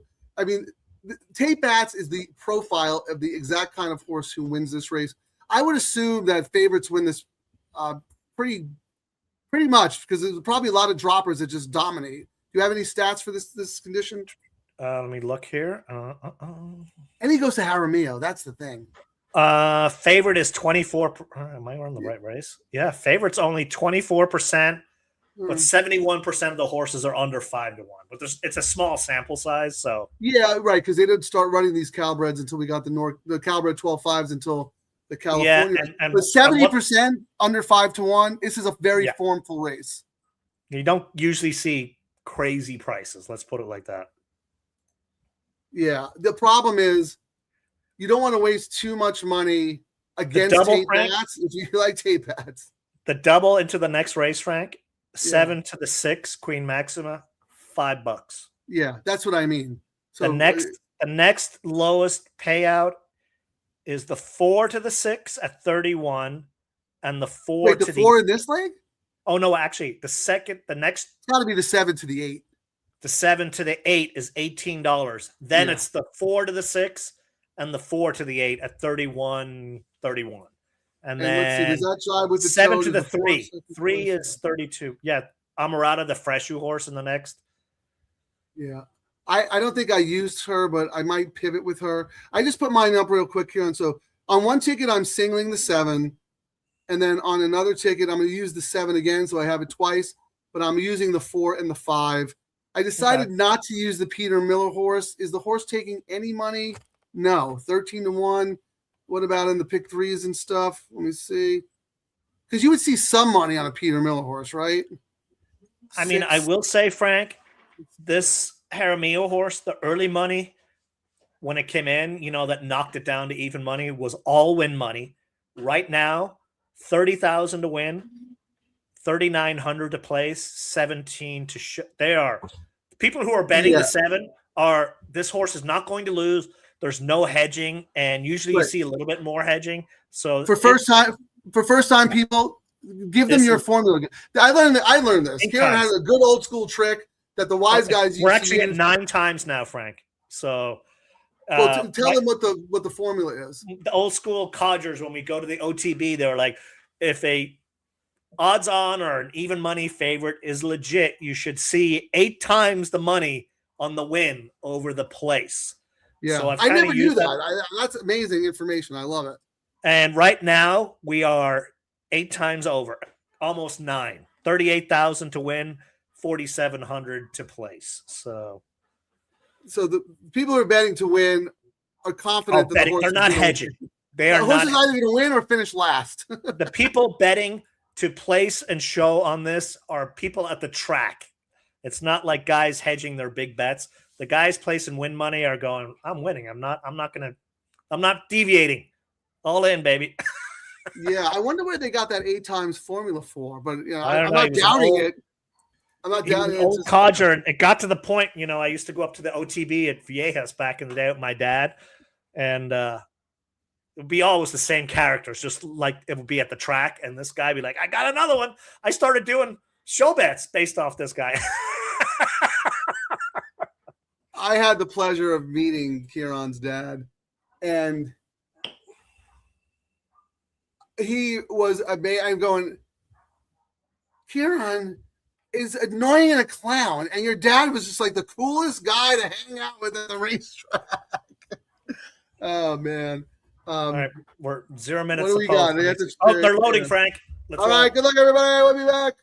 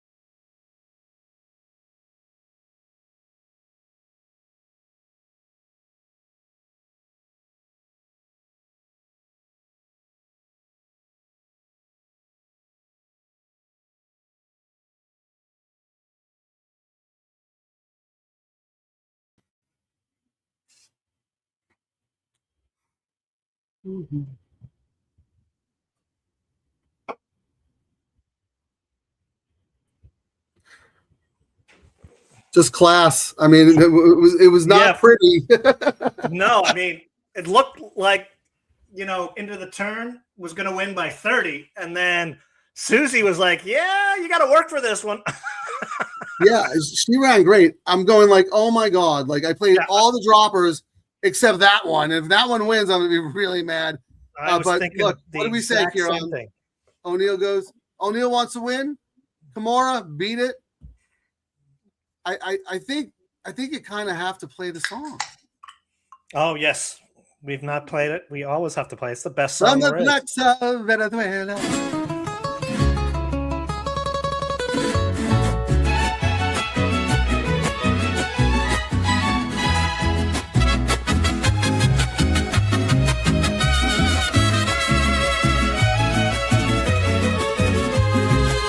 From the tracks of Venezuela, where the legends are made, and Michel Jaramillo came storming through the gate.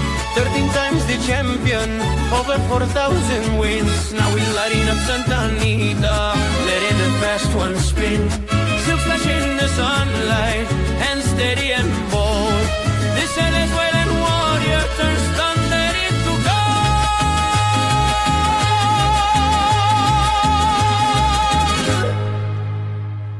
Whoa, Jaramillo, riding like the devil's on his step. Whoa, Jaramillo, whip cracks, side attacks, watch that horse.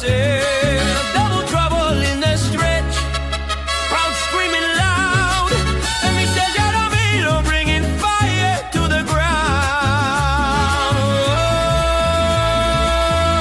Whoa, Jaramillo,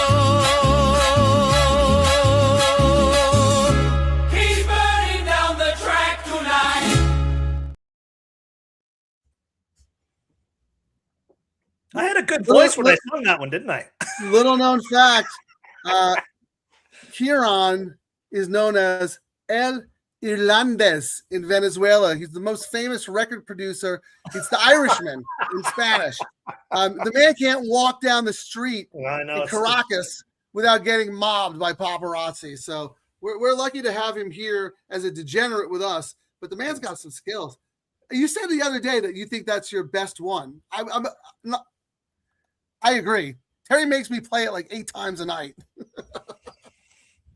It's fantastic. When I did it, I was like, do they still use I was like, I know these are like, I'm from San Diego. They're going to give me crap that I use a mariachi band. And then I was like, no.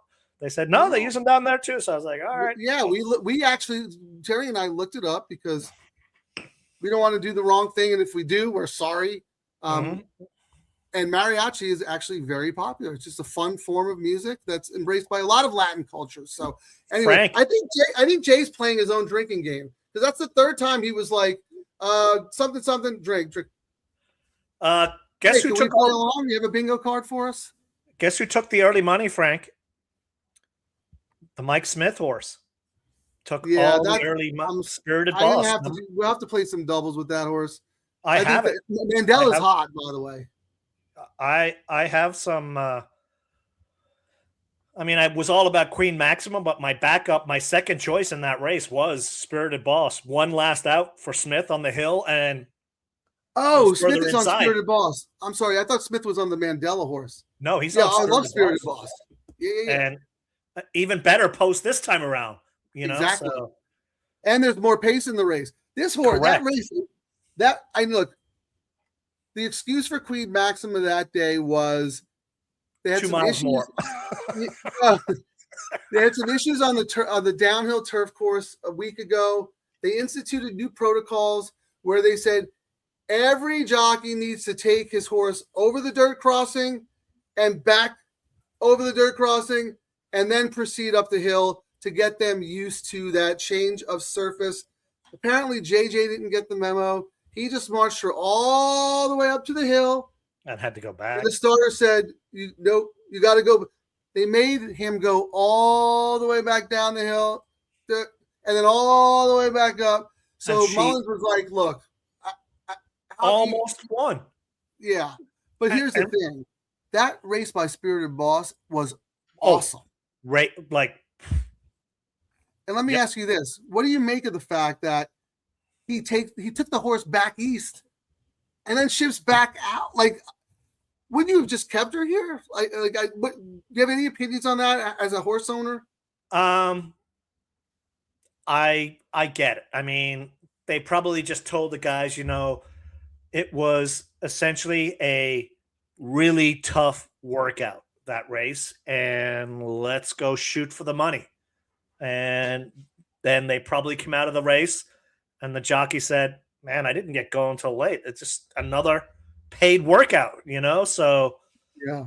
I mean, Well, that's the problem.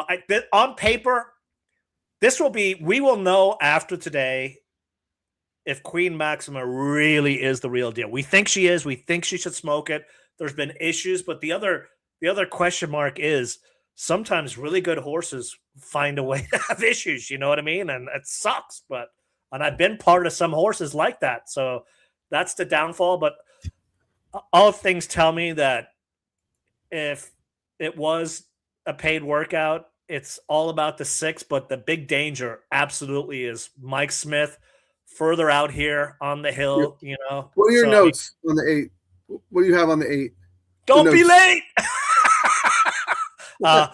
Ocho, you better get in front of the computers because Ocho, she always plays the H. She posted on Twitter that she's in an Uber heading home. She wants to get on for the late double. So one last out on the hill.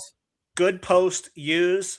And then when I ranked my horses, I put 6 and then a bunch of spaces, which means, like if you needed a 6, that's it. But then I went 8, 4, 7, 9, and then all the way at the end, 2, 1. But the thing with this particular race, Frank, the favorite 60%, over 10 to 1 is 30%. It's another one of those races. The chalk wins or it's Bomber Central. And I mean, we are on the hill, so I know you're not surprised about that, No, I'm not. But I've said this a million times, and please start to do this yourself. And Kieran will agree with me. Handicap these races from the outside in because the inside posts are not kind to the horses. Outside, it's a dog. Like you can win, yes, you can. But if you find a horse you really love outside, you're gonna upgrade that horse over someone inside, right? Yes, but I mean, look at the show we did last week, Frank, and I said the stats, and I had to do a double take. The inside on the hill is winning more than it ever has, which was shocking to me. But I think it's also we're not seeing the number of hillside races we've seen before. And, with the new protocols they put in, it's now classier horses that are, because it's not that crazy. Yes. So classier horses can overcome a bad post. Yes. Right? So on these stakes races, it's not a toss. And, they're not doing the maidens anymore down the hill, etc. So we're probably going to get to the point where we can't toss the rail anymore, Frank. Sad to say. Well, no, it depends on who the horse is, right? Like here, let me tell you about Spirited Boss. The hillside course is a little quirky, right? Some horses love it. Some horses are just fine over it, and some horses hate it. This horse was running decent races on the East Coast. Not against flashy horses, but we know those turf horses on a daily basis are better than our turf horses on a daily basis. This horse came out and ran the best race of her life. She is an improving 4-year-old. That Monrovia, the Amarita, was able to get away with slow fractions. Slow. And she was last 4.5 off. You don't usually see someone close into slow fractions down the hill. This horse came home in legit racehorse time. So she just might be one of those horses who loves the hill, gets along with Mike Smith, and she's going to get a better pace to close in today. I am so excited for this race because, like you said, Kieran, we will find out if Queen Maxima is the Queen Maxima she was in her previous races, or if there aren't excuses for those 2 duds. when good mares go bad, sometimes when a 5-year-old mare is like, you know what, not interested in racing anymore, you'll never get them back to form. No, they're done. I want to be a mama. And I'm actually going to have to pivot, Frank, because I was looking at the will pays. So let me pull out. I know I added it in here. Where is it? Where is my pivot Who needs video? the Matrix? Welcome to the mattress. Wrong one. It's around here somewhere. I thought I had it in here. Oh, wait. Well, there it is. Pivot, pivot.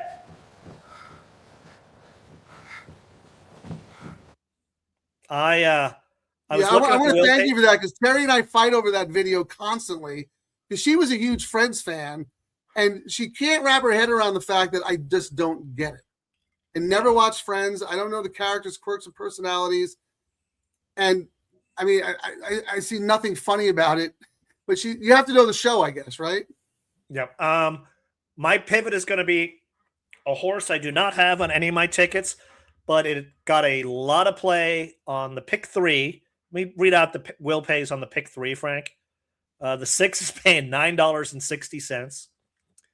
The 8 is paying $27.40.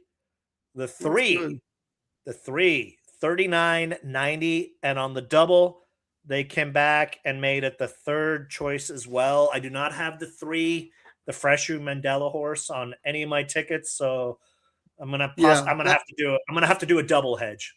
Period. I may have used the 3. Let me check real quick. I might have said I'll just use her in the double. Yeah, I don't have her. Yeah, so she did has get a good shot, but ran second on the hill. I just liked Queen Maxima and Spirited Boss more.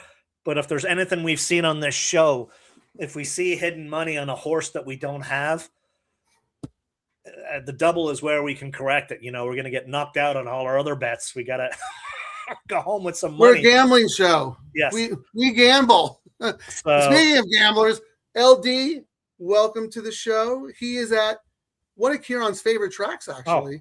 If you are ever in Houston hold on. Let me preface this by saying Kieran complains about everything. He doesn't like anything. The couch is the wrong color, but we nitpick to death. So for him to give a compliment, it's a real compliment. But anyway, go ahead. If you ever have a chance, it is an absolute must-visit track. I ended up going out twice in January. It was going to be snowing. I went out there. Fantastic time. You know, that Texas hospitality, cheap drinks. The racing kind of shocked me how good it was, Frank. You know what I mean? I don't know what I expected. Yeah, because we don't get to see the signal. We can't bet it. You know? The turf racing was great. I had a blast. I mean, they run fantastic tournaments out there. Texas Mike, the host of hosts, you know, and then we've got Trey Styles, Nick Tamaro. Yeah, he's the race caller, and Trey Styles has a show. You know, he's got this crouchy old guy who's just on. So Trey Styles, 25 time in a row NHC qualifier. All you ever did was finish 8th in the NHC Tour once, and he had you on the show. Yep. And then his tell them what was really special, because I love this story. They took me out, and I told them that, you know, I like to go, and my dad likes to visit. His ashes like to visit all the tracks in the country, and Mike was like, "Hey, come on out. We'll name a race after him." I was like, "All right." So we got out, named a race. You know, put his picture on this big screen. The person who won the race, her dad had died, and it was their last horse. I didn't know this. The horse, their dad had died a year prior, and this was the last horse that he had bred. And that was the horse that won its debut on that race. It was pretty cool. That's awesome. I mean, you never told that the best part of the story. Oh. You're supposed to, you're Irish. You have the gift of gab. You're supposed to be a good storyteller. Well, we always end up having to go back to betting. Wait, no, hold on, real quick though. LD, welcome to you and your friends. Thank you guys for listening. Larry has been so supportive of me and this show, and we have a good friendship, and he has a good friendship with Terry. I wrote about Larry once, and Frank, don't blah blah blah me. I wrote about it several times in the frankly speaking column, and I made a joke that like Terry and Larry, brother from another mother or a sister from another mister, because it's like they were brothers and sisters in a long last life. And Larry thought it was just so cool and great, but he goes to the track, or his friend's text starts going, I didn't know you had a half sister. I didn't know. They actually thought that. Anyway, real quick, LD, you've done a lot for us already, but we are counting on you and the Sam Houston Degenerates to put pressure on the management there. Once that signal gets out, they need to have these low takeout wagers, and they need to have us doing shows for them, because we will support them 100%. And I think people will realize I don't mean to really quickly how good the racing is out there. Like, it's really good racing. I mean, they've been their own little island of racing and survived. If that doesn't tell you how the racing is there, well, and then they ship all to the rest of the country, you know? And I mean, look, Larry and his friends are there constantly. Like, and you know, most track experiences these days, you're lucky if someone smiles and says hi at you. So the fact that you rave about the place, we had Texas Mike on our show during the NHC, and we made him. He didn't know. I was like, "Come on the show," and he get on. I was like, "You have a pick for us, right? We do doubles. We do low takeouts." He's like, "Oh crap! Okay, I'll be right back." And then he goes off, and then he's like, "Okay, I'm ready." And then he comes on.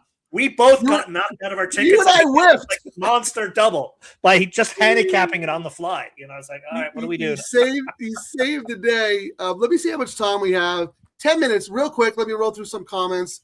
Oh, Kat, look at this. Another nice donation from Cat Ate My Form. Thank you so much. That means a lot to us. We should tell everyone lowtakeoutbets.com, where you see our schedule. Yeah.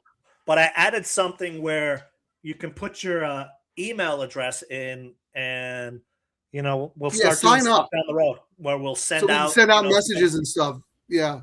And if we don't do a show, you know, we'll send out our picks, so you don't have to go hunting it down on the internet, etc. So we just roll that out. Especially with Del Mar starting, we have some ideas we're cooking with Del Mar.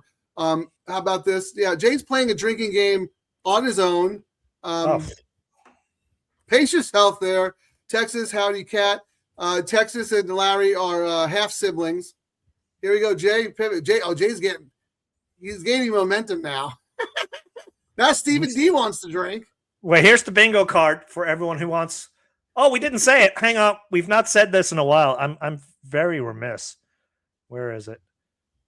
Here we go. I don't think this horse looks best. Quigley has spoken.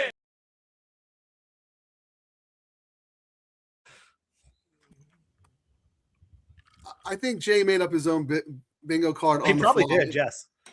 Yeah, I want to keep going just real quick. Sam Houston. Yeah, that is a great story about your dad and the owner. Like, that's the kind of thing where, like, you listen to the universe. That meant something. Charlie, thank you for joining us. How about the one in race 9? That was the horse that we all had when Steve-O was on the show.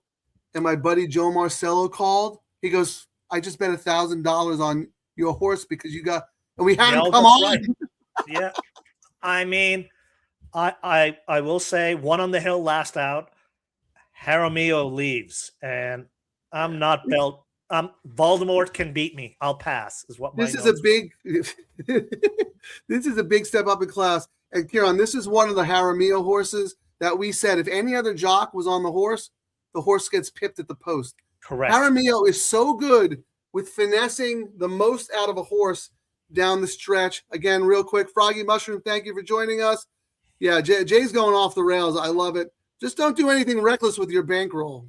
And to that point, Frank, this is a weird race. I mean, Jaramillo won the last. This race that's upcoming, he jumped off 2 horses that he won on last out, Marion Cross and Certitude. He won on both of those horses last out and went to Princess Mocha, the O'Neill horse. Well, we should talk about that horse, actually, because that horse has very good hill form.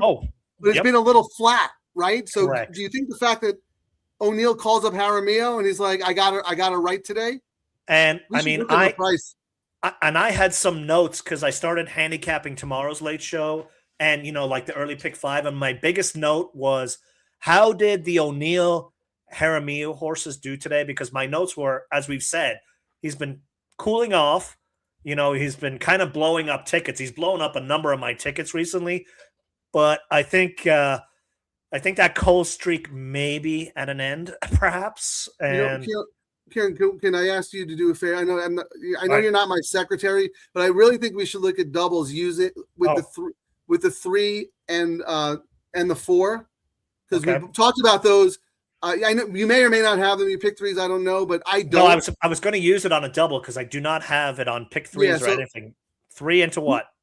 Well, The pays are I'm going to huge. my A's in the race were the 6, the 7, the 8, and the 10. And I know you like the 9. So let's do 3, 4 with 6, 7, 8, 9, 10. Was there anyone else you like that I didn't call out here? Well, we'll just do 3 to the 6. 6, 140, 7, 154, 8, 105, 9, 786, 10, 110. The 4 into the 6, Those are okay. 516. 4 Oh, into the that's 6. enough. I don't need to know. That's terrific. Yeah, they start getting like the. Yeah. I will say, Yeah, if you like price horses in here and you like a price horse in the next leg, you are going to get paid today on this sequence. Simple as that. We've spent 10 minutes talking about how we think Queen Maxima may be vulnerable again. It would really suck to beat her and not have and Spirited Boss not win and have someone else win and then have one of our horses win the nightcap. So I am pivoting. I don't put up my double because I like to do it in real time. I am going to do a saver double. I do not have the 3 and the 4 in my pick 3s.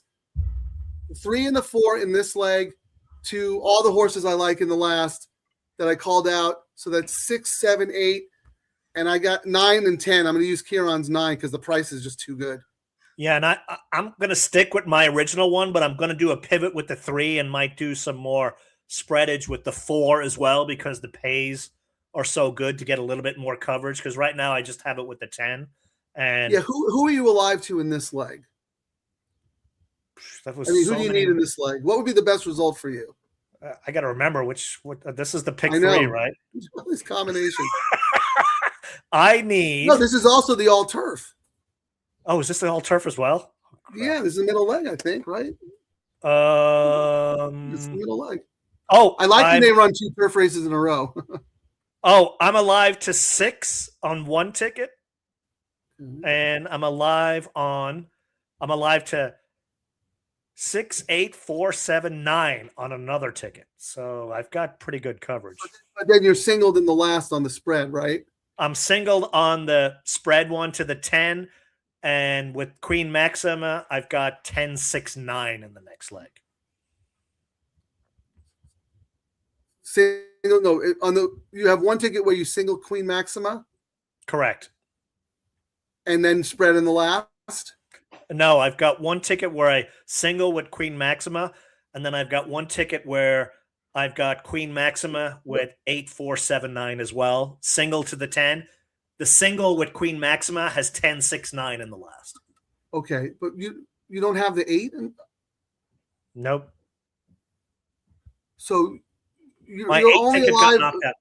My 8 ticket. Oh, that's okay. Because you like the 8 better than the 6 in that league. So I'm not telling you what to do, but it sounds like you're not alive to the horse that you like best, the 8. So you should probably look at doubles with the 8, right? Well, there's one ticket where let me look here. There's one ticket where I've got 6, 8, 4, 7, 9 in this leg, Frank, on one ticket.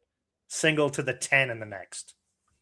Right. And, okay. How strongly do you feel about the 10? I mean, is it pretty strong? It was one where I said, if I had to single, that was the horse I was singling. So pretty strong. And if I'm looking at doubles right now, 3 into the 10 is 114. So that's, I said I was going to hedge because the 3 was getting so much play. Yeah. So I'm probably going to have to do a $10 double, 3 into the 10. Right. That's what I was saying. Because the whole point was like, we're trying to be Queen Maxima, right? Correct. So and then So I did don't 3, think 4 to the. So go ahead. and then I don't think I have enough coverage with the 4. I've only got the 4 into the 10 in the next leg, so I'm gonna have to get some more coverage. I Yeah. might have to do 4 with.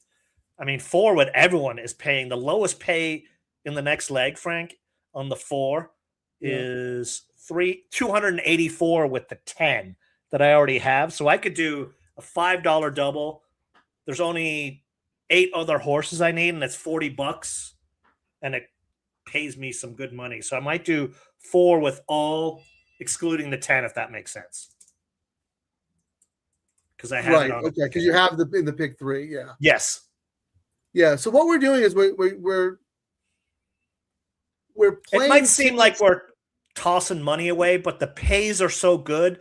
And we actually, I think it was the Queen Maxima race, Frank, where I made that $1,500 doing Yes, this the exact Spirited same Boss pivot. one. Yeah, 100%. And I even said on the thing, I was like, I'm probably throwing money away right now, but it could pay if I'm correct.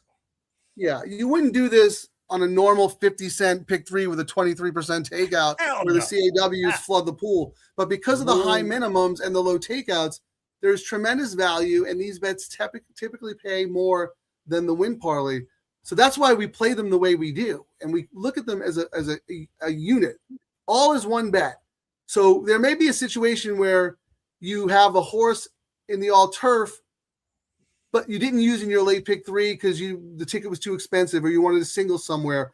But if that horse wins, you're alive in the all turf, and then you can come back and play the double. So I know, like Kieran said, it may sound complicated. It may sound like we're just betting randomly. We're not. There is a method to the madness. Because we're looking at the will pays, and people rightly so have gotten so used to not looking at will pays and then bitching and complaining, like certain Barstool Sports people who don't bother looking at what things are and complain about exactas, when you can see right here and looking in at the odds of what it actually is going to be.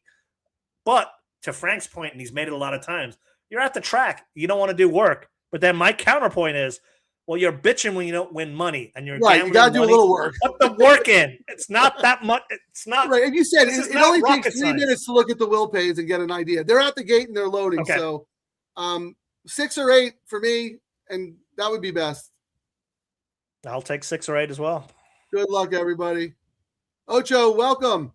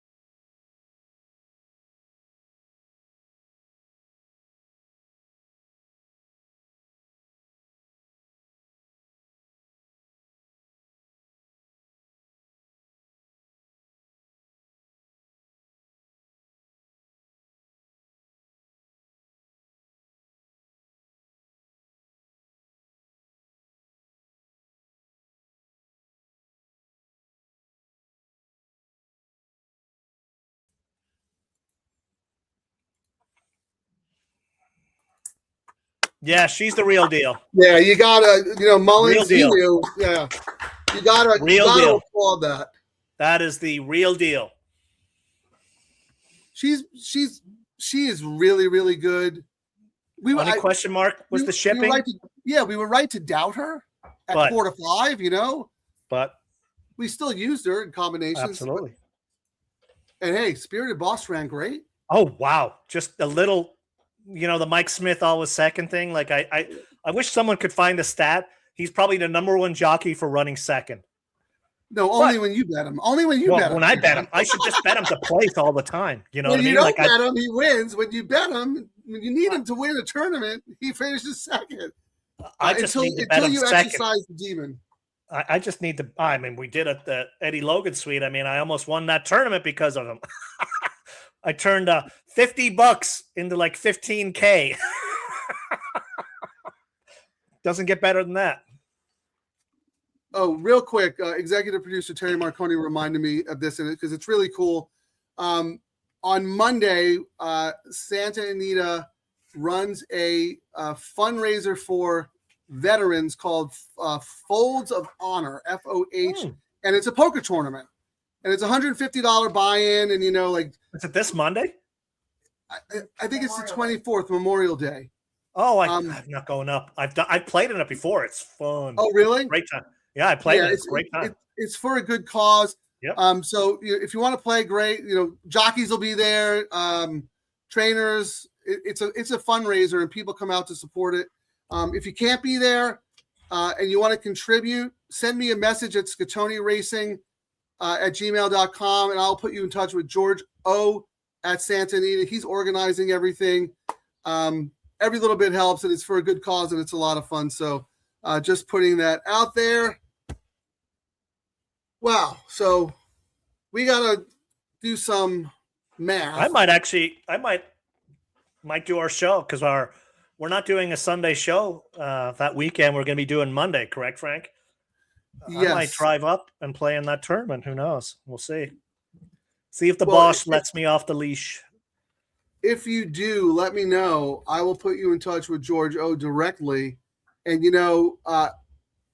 I do the Pick 5 show, but George O does the Pick 6 show.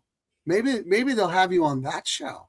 Nah, I don't do handicapping shows. I'm all about live gambling. Where is it? Oh no, it was Mark Gelding. No, where's mine? Once you're on the big league, no, it was TVG. You don't do handicapping shows anymore. Yeah, ever since Kieran's been on TVG, one of the hosts was let go, and now they're shutting business down. So This dude is a kiss of death. I can't believe I didn't get hit by a bus yet because I've been doing a show with him for 9 months. Was struck by lightning. Wait, we are trying to see if we've got the will pays here, Frank. All right, you ready for the will pays? Pick 3.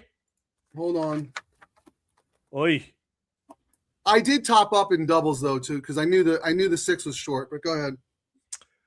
I'm doing the pick 3. So the favorite is the 10 at 48.90. Yeah, that's really low.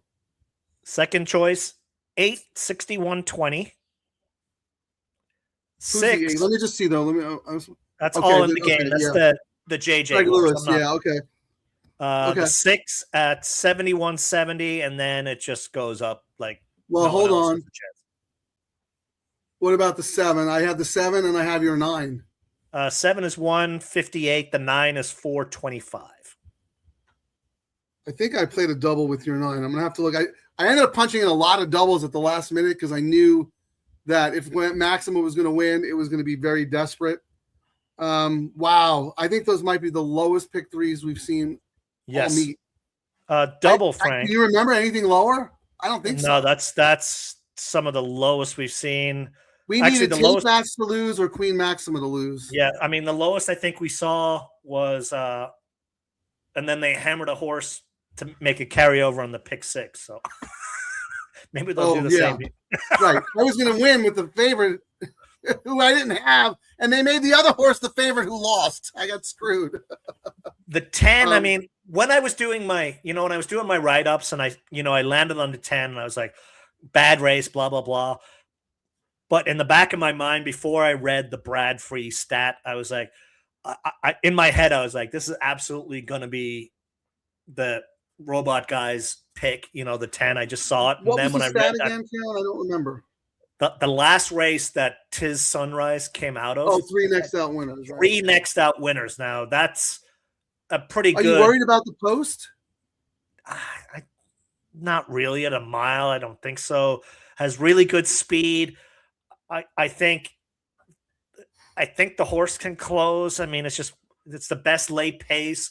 I think, they'll all break and scoot over and maybe be 2 to 3 wide, not too far back.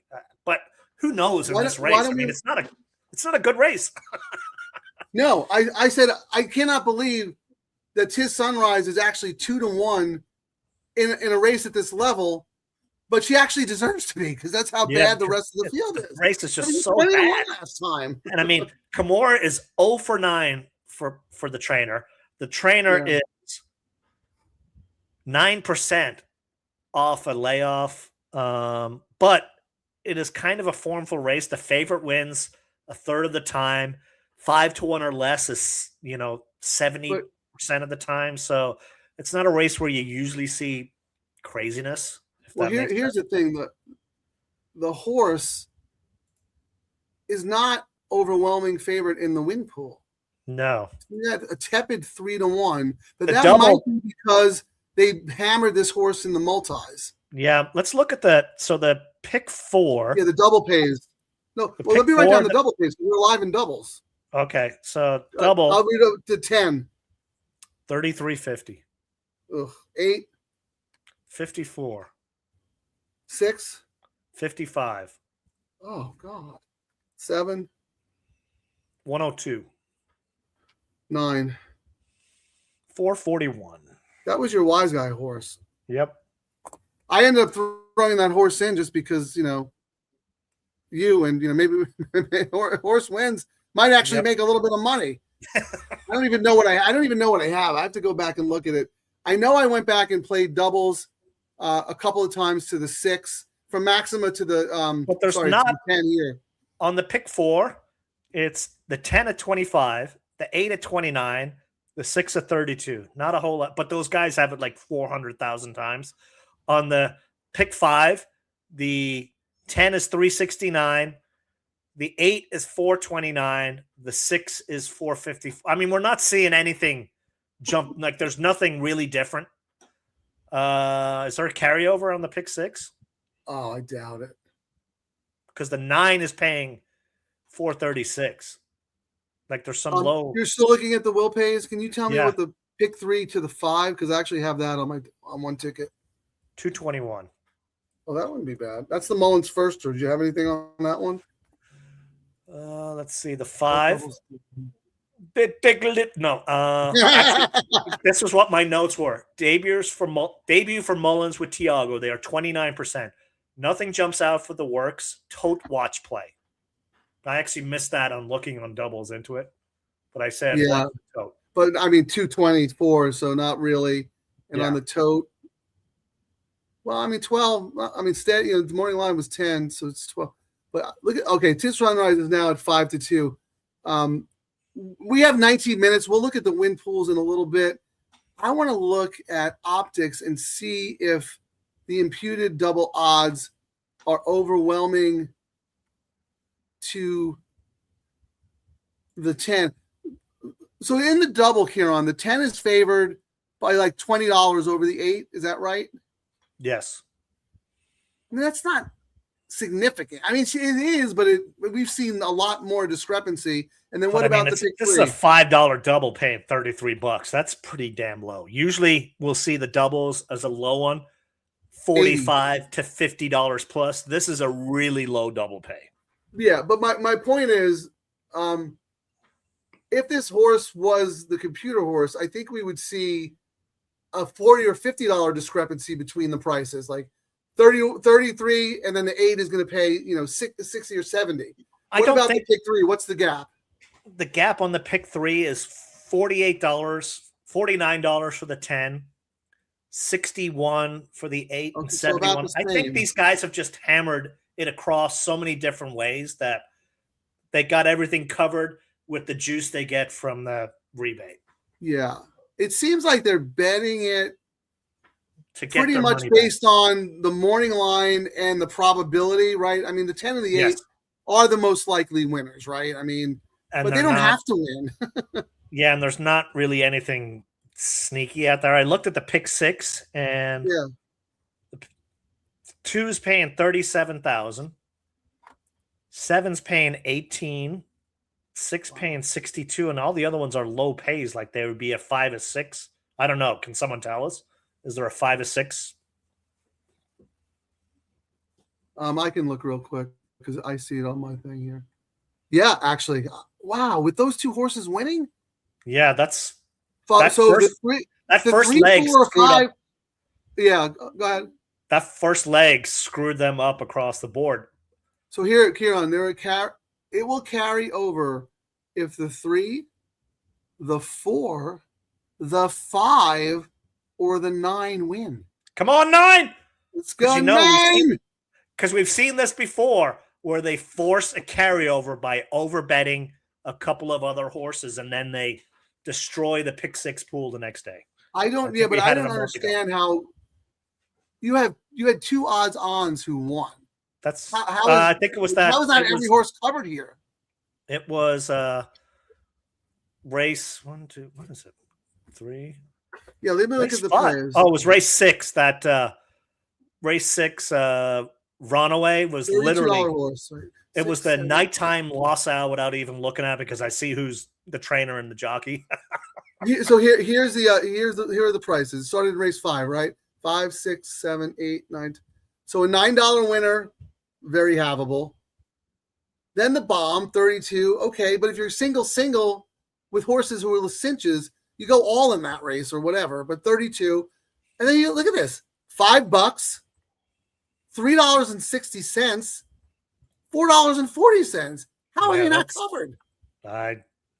That's amazing. I mean, it's a good thing. That's good for gamblers. I mean, people Right. complain, but you get a No, that's carryover here. fantastic. Number 9. Come on, baby. But what I think that tells me, though, and you made a good point, they're not playing the pick six pool They're trying to get out of the day. they're playing logically, and if it doesn't work out, they're waiting for the carryover. Then they come in and they play every combination to try and take everything down. I don't think we've seen a double carryover this meet have. Oh, we think maybe 1 or 2, maybe. But that is wild with such short priced horses. Yeah. And they're not alive to, some logical horses. No. That one race where you would have thought that they would have done the spread and have everything ticket, they did not. And people are saying So they steal every pool. There, as we've shown on this show, opportunities. well, We can see why, what's going on. Kieran. I'll tell you why that they don't have every combo. It's a $2 pick six. You know what? Yes. When it's a $2 minimum, it gets really expensive really fast. Even And with that's your why rebates, the you $3 and can't $5 cover. minimums work. Yeah, even with your rebate, you can't cover it that much. No, I mean it is expensive. But again, I think they probably scale back and they wait for the carryovers. So I'm just taking a quick look at race 5. Was there an overwhelming favorite in that race? 8-1, 30-1, 5-1. No, it was like hothead. I mean, Frank Bullitt bit the bullet. You know what the thing that happened, Frank? The chalk in both of those in race 5 and 6 ran second both times.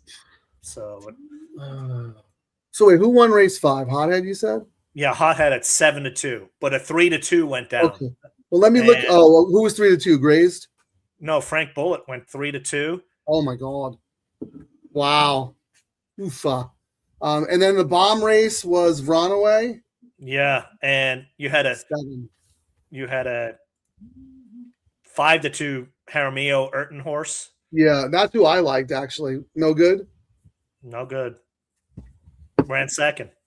But the favorite was 5-2. I mean, that's not like an No, overwhelming wasn't favorite. crazy. But the favorite ran Oh, second. what was the one? the The one one was might have 3. been favored. Essentially, it was 5-2 second, 3-1 third, 3-1 fourth. 7-2. Like Wow. that was the one race where they thought they could get out. And Yeah, then- well, they probably just used like 5 horses there because there was no overwhelming favorite, right? Yep. So this was I probably just the longest looked shot at. of I was looking at the pools, Frank. Pick 3 pool today. 313,000. And you know what last year's was? 239. Up. Just another 74,000. That's all DTL Crew, because I actually put together some stats this weekend, guys. You just crush it on show days. But the tracks just don't notice. If the tracks want to hire us, we're in the portal. We're in the transfer portal. We will juice your pools. I mean, I sent something to Frank earlier today, and I had to look at it to make sure my math was correct, Frank. Since Santa Anita's winter meet started, Frank, Yeah. there's been 13 race days. We did shows on 7 days, okay? Okay. The shows with the days we did no show, their low takeout pool handle up 115,000. Low takeouts, so where people are gambling. That's combining the double and the pick three. Double, pick three, and all turf. Those 3 bets up 115,000. Show days, 890,000. Are you kidding me? Almost 1 million? Yes, up 8 times when we do a show on the low takeout bets. And we did not do opening day. We've done a couple of Saturdays. We've skipped, you know what I mean, Fridays. So, these shows, that's incredible information. if they want to raise, I mean, for some reason, these tracks seem to think handicapping shows are what drive their handle. But you can't tell from fake viewers if people are actually watching and gambling. You can see when we do our show, we're all degenerates. We're drinking and gambling, and the pools are up. I mean, A plus B equals C. We should probably go to the comments, Frank. It's been like 5 minutes. I'm sure you're jonesing a comment. No, I actually wasn't. I'm sitting here astounded. Terry just came out and was like, Frank, smile. I'm like, almost, we are responsible for almost $1 million of handle on this show. And you know what? You're the only one who's doing the math. Like, this is significant information. Because if I was a track executive, I would say, what can we do next? How about a $1 late pick? They probably 4? don't even know. They probably do not even know. There should be an intern doing this, but the interns only work Thursday through Saturday. No, they only work Monday through Wednesday. These bets are fantastic. And SoCal, I mean, we'll probably, I mean, the pays are kind of low today, but look at the prices we have. But the higher bets, the higher minimums and the low takeouts combined with the double being $5 and the pick 3 being $3. Wait till Del Mar rolls around. I think Del Mar is going to have a record summer with the momentum that Santa Anita. It'll be interesting. So we track this stuff every day, and we have seen a precipitous decline in the late pick 4 and late pick 5 pools, and exponential growth in what we're all doing here. The pick 5 at Del Mar is like routinely $800,000, $1 million. Like, people love that bet. It will be fascinating to see if their handles start to decline as well in those pools that traditionally attract a lot of money. We know that we're going to go up. There's no doubt in my mind. We were up. We just started the show out of the blue. We got through the first season of Del Mar. The Friday handle in the late double was up 40%. Show me any other pool in America that has negative 40%. Yeah. But anyway, we'll announce some stuff about Del Mar if you guys have any ideas on what to do or whatever. So, John, thank you. We have made a difference. Well, you know what? Not just us. Everybody. Like you and I, we're just the conduits. We're just the entertainment. We're like a vaudeville Abbott and Costello. I looked at the double, Frank. Double last year, 153. Double this year, 185. Just another 30,000 plus. On Preakness Day, like when most people were like, "I'm done." I didn't have Chief Honcho. I'm done. Yeah. And look at the chalks. I'm not betting chalkity chalk and whatnot. And yeah, it'll be interesting to see what these parlays play. They might. Anyway, John has a question here on the 5. Kieran was not. What did you say? You had something about Mullins and Pereira. I said they're 29%. Nothing jumped out from the works. It was a tote watch play to, AKA, is barn money coming in, sneaky money, or is this like Let me Let's see if get Quigley tweeted. He might like the looks of that horse. We'll see. This is why we do real-time info. He has not tweeted yet. So Kieran, I don't. You know how you're much better about this than I am. I am super stubborn. I do not like to bet first-time starters going long on the turf for the first time. It is very difficult, no matter how good the trainer is. You had a Mullins horse win at like 11-1, first time on the turf, same sire, because I looked and did the research, Originaire, and same owner, but a different dam. And that horse that you had came back and won the allowance condition right back, and is probably a stakes quality horse. So that made me think, okay, on my spready ticket, I was going to use the 5. But the fact that I'm using the 5 and also the 6, another first-time starter, tells you that I'm not confident that the 10 or the 8 are that, you know what I mean? No. Like, for me to bet a first-time starter in this spot shows you the quality of this field. Oh, I mean, I went with that, but it was me. Carla's really lukewarm, but you know how we talk about you got to use Jaramillo in every ticket and Frasiu. Rosario's here, and there's a reason he came out, and you're going to see, I think Sadler said, dude, I'm kind of cold. I need my guy. Yeah. Come on out. Yeah, let's get the band back together. Because there was a time about telling first Bejarano was on every 3 to 5 shot. He went to Kentucky. Then Rosario for like 5 years. Won everything. He was, and Sadler put him on everything. The fact that he came out and he's riding with his, old school winning guys. Sadler and Miller must have some nice horses lined up for Del Mar. Is what I was just going to say that, Kieran.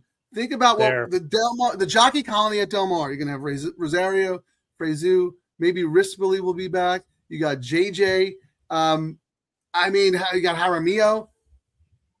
And the reason I say this is because when you have top jockeys, you don't have to worry. Like if they're on a value horse, you don't have to worry about like, oh my God, this jockey's 3%.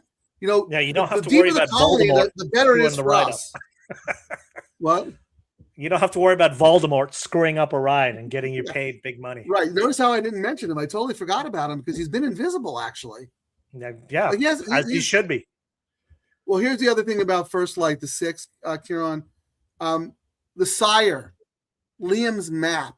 Yes. Liam's Map is based in Kentucky and stands for 50,000. This is First Light is a cow. The condition is Calbred or Cal sired. This is not your usual. Yeah, they've opened it up. Bred. Yeah, they've opened it up a little. Yeah, like most people would have just not looked at that little part, and that's. I mean, you got to give credit to the racing secretaries. We kind of said that Turf Paradise should start writing races like this. You know what I mean? Where we can give you a bonus, but we'll give you a bonus if you're a Calbred.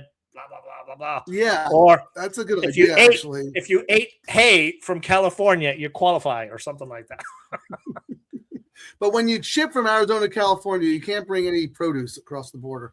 But anyway, so Liam's Map is like a legitimate Kentucky sire, stands in one of the major farms. No knocks against the Cal sires here, but you got Pavel, who stands for 4,000. Dancing Candy stands for 2,500. Grazen stands for a whopping 6,000. Yikes. Originaire doesn't have a price because Irish horse. Then you have Liam's Map, 50,000. Another Grazen. Mr. Big, 5,500. And here, this is interesting. The 10 English Channel, again, not a Calbred. So this is the Cal sired, 27,000. So you have to keep this in mind because every once in a while you will see a horse who should have probably been a Kentucky bred, a Calbred. I forget what the rules are. I think like if you get foaled, they had to ship the mare there probably, or I don't know how it works. It's something weird about where the mare, gets impregnated. But anyway. Oh, that's right. Yes. Yeah. I forget. But Liam's Map, I mean, like that was a really nice horse, and 50,000 is a pretty high stud fee. Well, I'm doing a $20 win on the 5 because the 5 would I had the 5 on other spready tickets, but I do not have the 5 on 5 wins. I'd lose all my bets. So So your head, $20 win will get me my money back. Actually, you know what? 5 is probably the best result for you. Maybe I should do it too because I'm either going to lose a little money, break even, or if your 9 wins, it'll be very, very nice. But I didn't really like the 9. Sell me on the 9. Oh, Brendan Galvin. Yeah, we talked about that. I mean, I was thinking actually. One last out under. Oh no, wait, that's the wrong race. Oh. Kieran's gonna give you. He's gonna do a spin-off handicapping show. This is his pick for next Friday. I just said the stats. I mean, if we look at the form, Frank, for that last race, the trainer stats are just horrendous. I mean, he's 11%, but he's good. Galvin's not a bad yeah, trainer. but second time grass, second time route, 0 for. But the speed figures, like I'm just reading off the Brisnet numbers for all the races on dirt. It was 42, 60, 64, 76. Like saved ground, no rally. Major upgrade in that like first turf race. And the horse didn't have any pedigree that I saw, but it liked the turf. So that was a reason enough that I was like, all right, They're at the gate. They're at the gate, Kieran. Yeah, I agree with you. That last race is really good. My problem is, you've heard me say this before, and I'm stubborn. If a horse loses in a maiden claimer, not going to win a maiden special weight. But it's a different horse on turf, so I'll grant you that. Hey, let's go.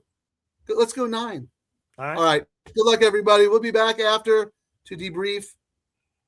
Let's hit something. Yep. All right. Good luck.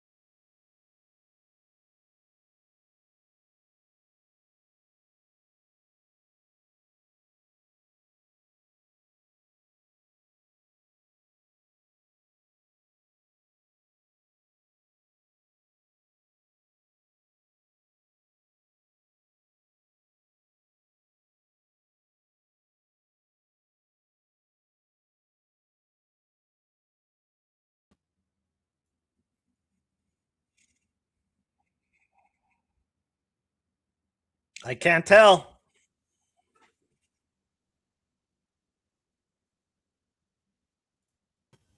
I thought the 10 got it. Is that the photo? No, that was Oh, our old photo. Oh, I was looking for the. I can't believe Frank didn't call it because I thought it was the 10, but I don't know. I was looking on a small screen. Let me look again.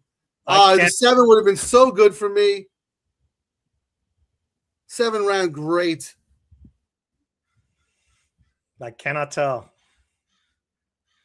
Well, 10. yeah, it's unbelievable. I mean, yeah, I hit, but the 7 would be so much better. Oh my goodness. How much do we owe the track? This 7 I don't know the ran track so anything. good.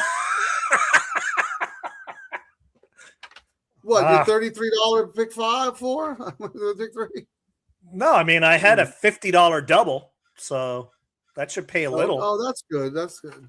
I mean, what's annoying, Frank, when I originally did this and my rewrite ups before I did all my silly nonsense, and it's not this ifs and ands, it's like ticket construction when we're doing it. When I originally went through and did, my original late double, it was a $75 double, 6 to 10. But then I started doing some of the other things, and I was like, I don't want to spend all that money, and I've got coverage elsewhere based on me hoping to get out of earlier legs. And it kind of goes back to the thing we talk about. You can't just treat each race as one bet, even when you're doing these multi-leg things.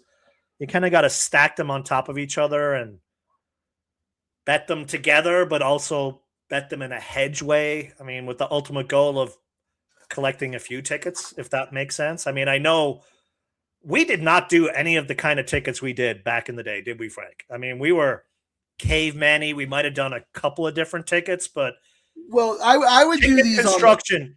Ticket construction. I would do these on the pick 4 when they turned it into the 50 cent, but it didn't work because the 50 cent you get eaten alive. No value. Yeah. All it did was save you money. Instead of doing a caveman for 92, you did a couple of different tickets for like 72, and it still paid $40, even with 2 long shots. I will say, if you're a new time, you can't do this with the regular, the traditional 50 cent or even a dollar pick 3 because the takeout, and you can't do this for the rolling double. You can only do this the way we do by tying them all together. If you are a new watcher of the show, or you still haven't been convinced, there's 2 things I wish you would take away. Number 1, the low takeouts and higher priced bets are your friend, even though you're used to the juice of low tickets. These are the best bets in racing. But the other more important thing is, I used to not do these kinds of tickets and like this nonsense here. I'm saying nonsense, but it's not. You know what I mean? I used to not do these kinds of tickets on one bet. It would be one straight bet.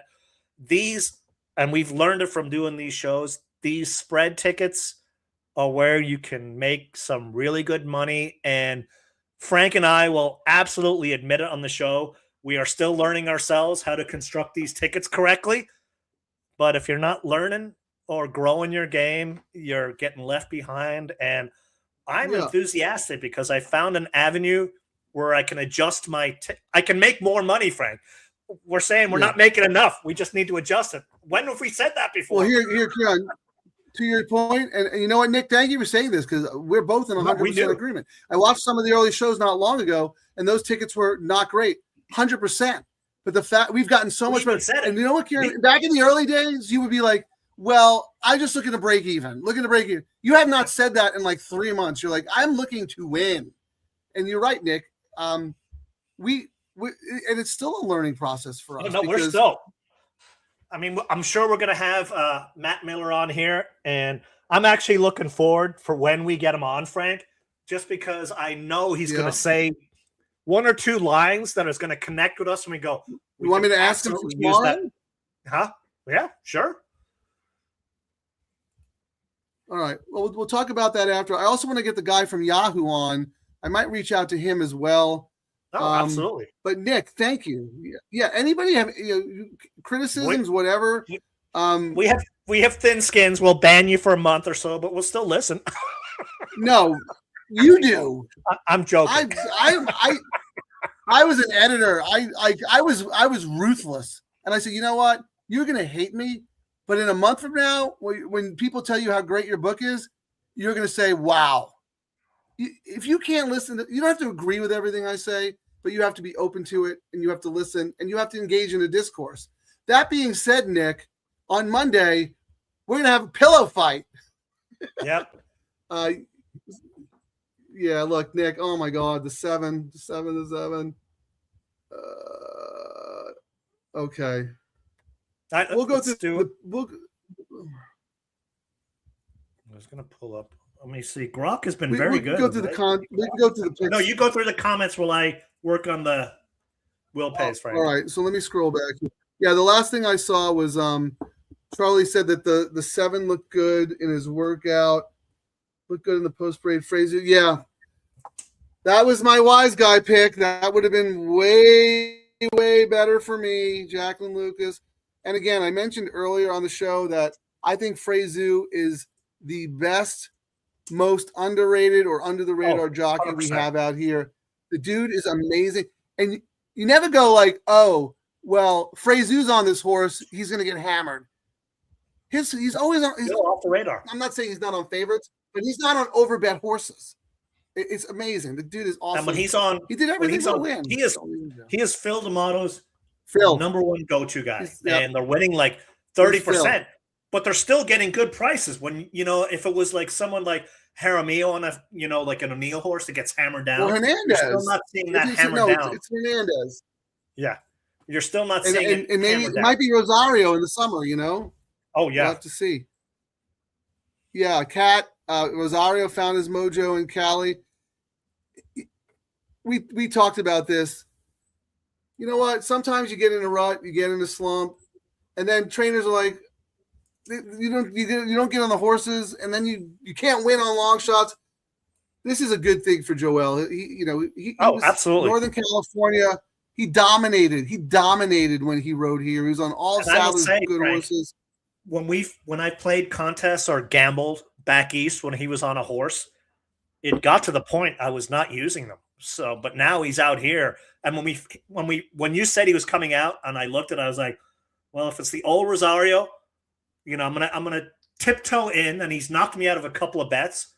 If I have any reason to use him now, I'm using him. Like he's you have to think he's not going to relocate to still be in a funk. He's hungry. Like he's like a new guy on the circuit, right? He doesn't have to prove himself all over again, but he has to prove that his work ethic and his skills are still what they were when he was the top jock. And when Rosario is Rosario, he's awesome. Oh, yeah. So here, pack number 6 of 6 today. Okay, my IP, you might be on pack number 7 if you play the pick 3 for only $3, but we'll see. Yeah, Nick, good point. Miller isn't a great bettor. He's a good contest, but yes.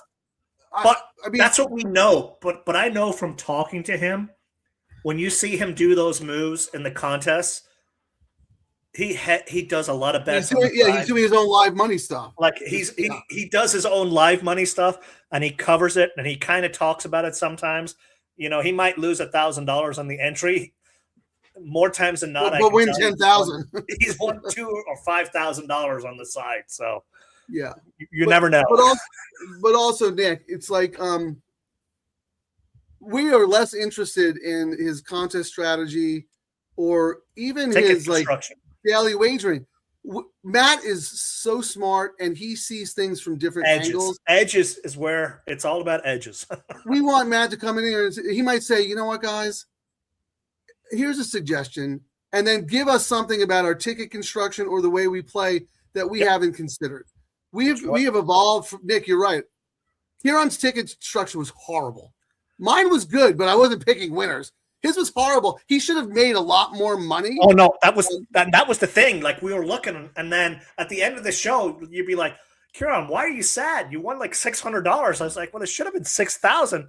It should have been. You're structured right. the ticket the right way, And I didn't spend I wouldn't have had to spend more money, and I could have made a lot more. So you always got to be trying to learn. These were new bets for us too, like new bets for everybody.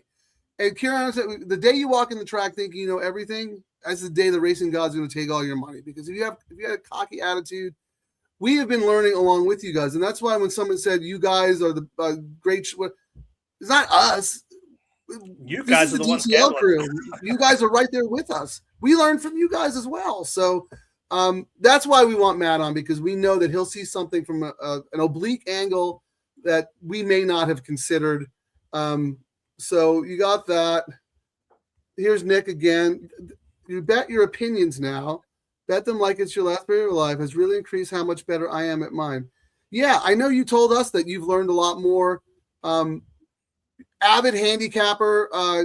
You love the content. Like you can't get enough. You're a student of the game. And then you're like, well, you know what? Sometimes I handicap on the fly in a tournament, because you're right. It's all about. I do it the same. Betting. Yep. So thank you, Nick. I really appreciate it. Can you take a picture of Double Trouble live on your giant screen on your patio, just to prove that you and your neighbors are having a watch party, please? Oh, there we go. What are the all turf pay? I won't tell you what he said about you, Kieran, but well, it's probably all crap. Whatever. I'm gonna make a video about him now. So my next thing is I was thinking of having Mark Gelding do Spencer Pratt type ads. What is that? I don't know what that is. Oh, you're the dude running for LA mayor. So I'm gonna some of his videos he's been doing for the mayor run are like hysterical. I think Mark's gonna do some stuff like that. So what you need to do though is you need to show the video, the real video first, and then show the mark, because I don't think any of us are going to get it if we don't know it. Like the pivot thing for me, but I'm probably the only person who's never seen Friends. Although I did see part of one episode when Danny DeVito strips, which was not pleasant. But that's the one he remembers. Let me see here. No, because that's Terry's favorite scene. She's made me watch it over and over again. She likes short, fat guys. What can I say? Well, that's why she keeps feeding you Italian food, I guess. That's what I'm saying. I was going to say one thing. Oh, shoot, about Mark Gelding.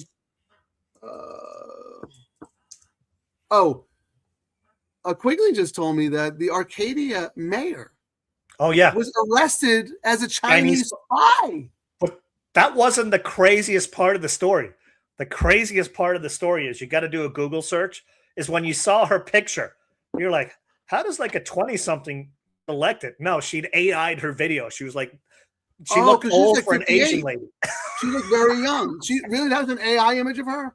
Yeah, she was so old. It was like their image of what she was. Hang on, let me see if I can find it here.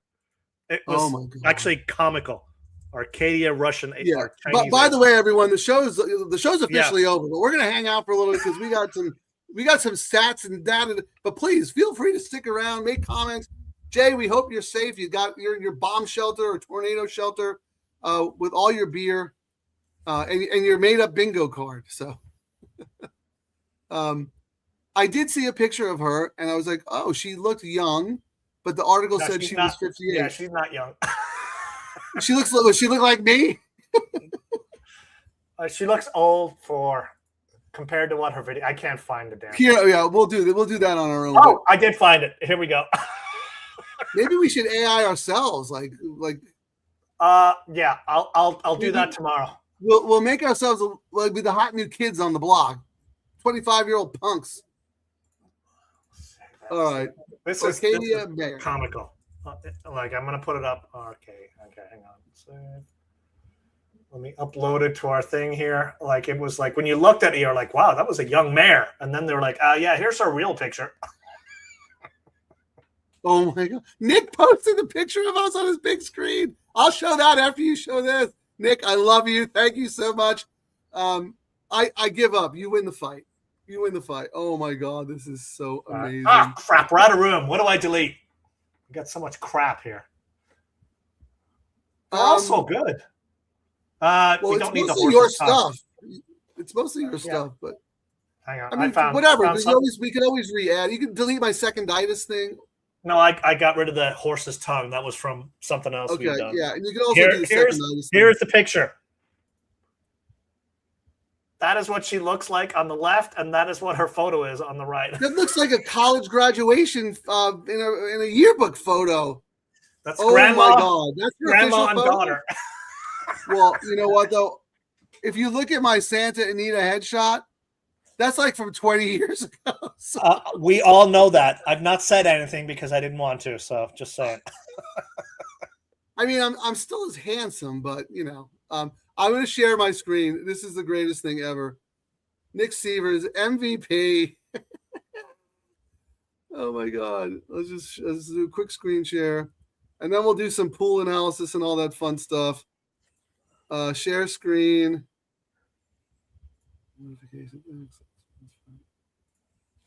Window. So I'm gonna figure out which one it is. Gotta be. Is it that? Yeah. Okay. Here we go. Can you see that?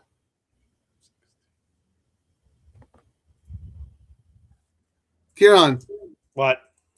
can you see that picture? Let me look right now. I was trying to do the win parlay. I can see it. Oh, wow. I can see me on there because I take up all the screen. Oh, I see you in the corner. All right. Yeah. The comment. I don't know what it is. He said something about having something about Matt Miller or whatever. Thank you, Nick, for indulging us.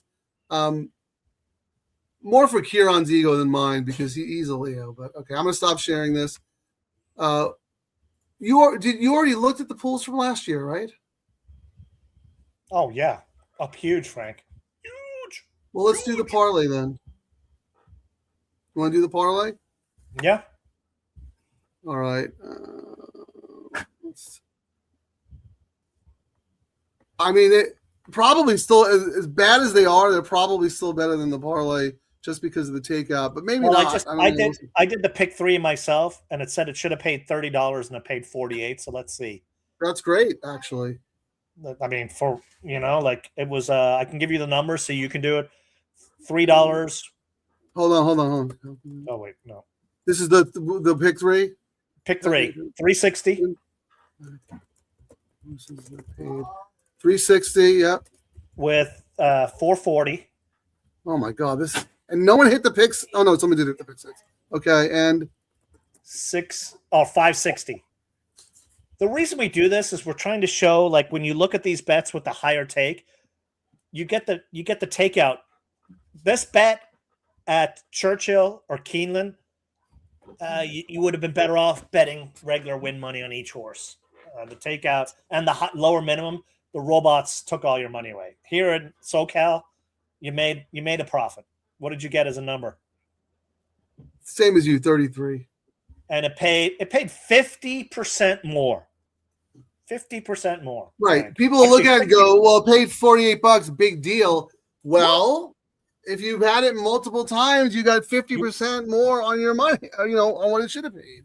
All right. You ready I'm for the double? It's that high, actually. That's actually no, really that's good. actually you guys would be looking at it and go, that was a horrible pay. And the crack that whiners on Twitter will be saying that was a horrible pay because they don't do the money and it doesn't go with the narrative. I think most of these yappity yap things, accounts on X, Frank.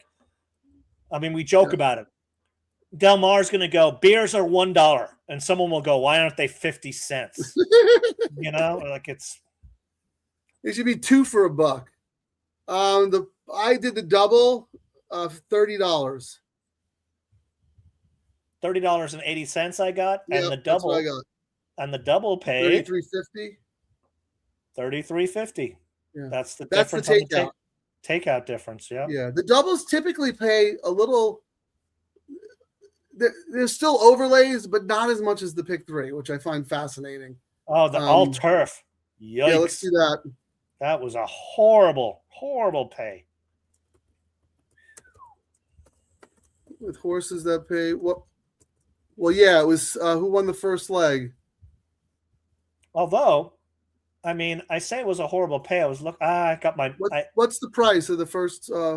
First leg, race 7, correct? Was $5. City Exile. So that was $5. And what? With 440. 440. Oh yeah, and 560. 560. Oh no, this is a $3 win parlay, right? Okay. Probably the same, 36. But it did pay $60, so I guess It paid that much? it paid $60, Frank. Chalkity chalk. Chalk, Value.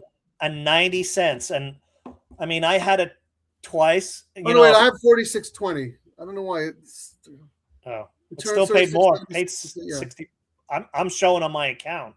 It paid 60. So You know, I meant the parlay. I Oh. have 46 for the parlay. What do it you have? still paid $60. It's paid 15% more. I don't understand how anyone can play in the pools that consistently produce underlays because of CAWs. These are the only pools that produce overlays on a consistent basis. And some people are saying, well, the CAWs are still in those pools. Great.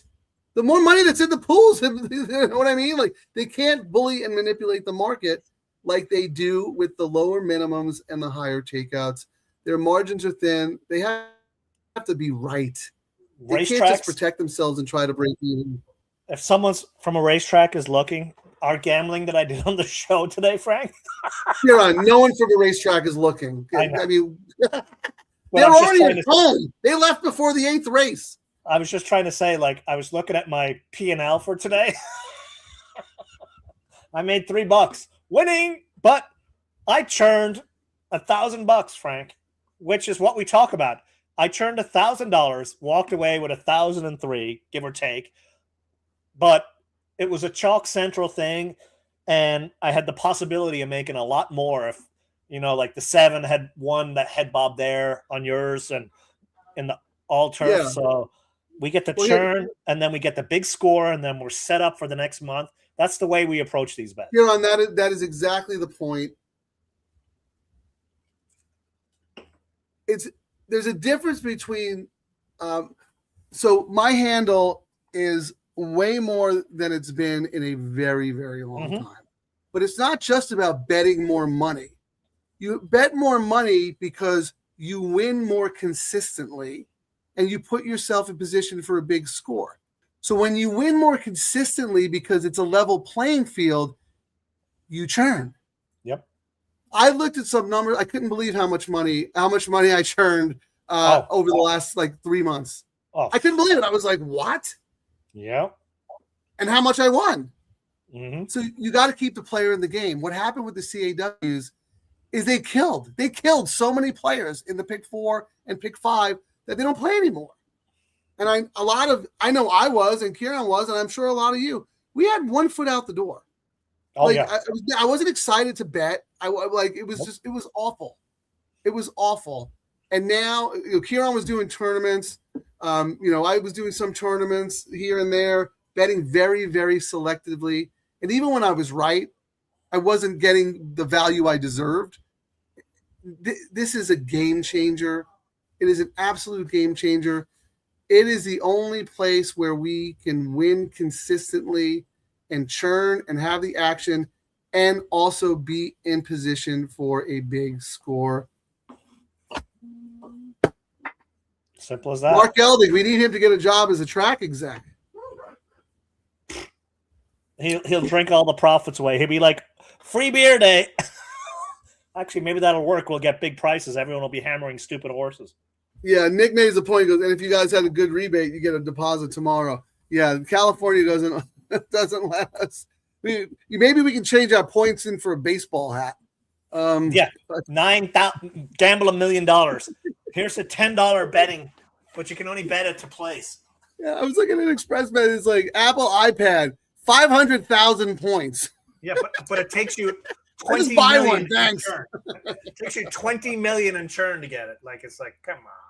Yeah, RDW just made a point. The coast to coast pick 5. The CAWs are banned from that, and it's a low takeout. And is it $1? I think it might be $1. I know several of our players love it and hit it consistently. I would love to do it, but I mean, the tracks are paying all these handicapping shows to do handicapping shows and not wagering shows. And if we come in and blow the pools up, we won't get any credit. We'll get zero credit, and the handicapping shows we like, see, give us more money. But we might do it on a carryover day because it's a carryover day, so it's expected to take money. But let's keep that in mind. Yeah, RDW one. And by the way, congratulations, man! You have been on a heater. If you don't follow at Racing Downwind on X, please do. He's very generous with his selections, and I'm telling you, the dude is locked in and he's doing everything right. So, yeah, there you go. All right. I don't think we have anything left to say, do we? We're coming back tomorrow. Well, back tomorrow. We got an interesting card tomorrow. Should be good. Get out of the weekend. Everyone's going to be looking at their bank accounts after losing all their money at Laurel today and going, we got to get out at Santa Anita. Yeah.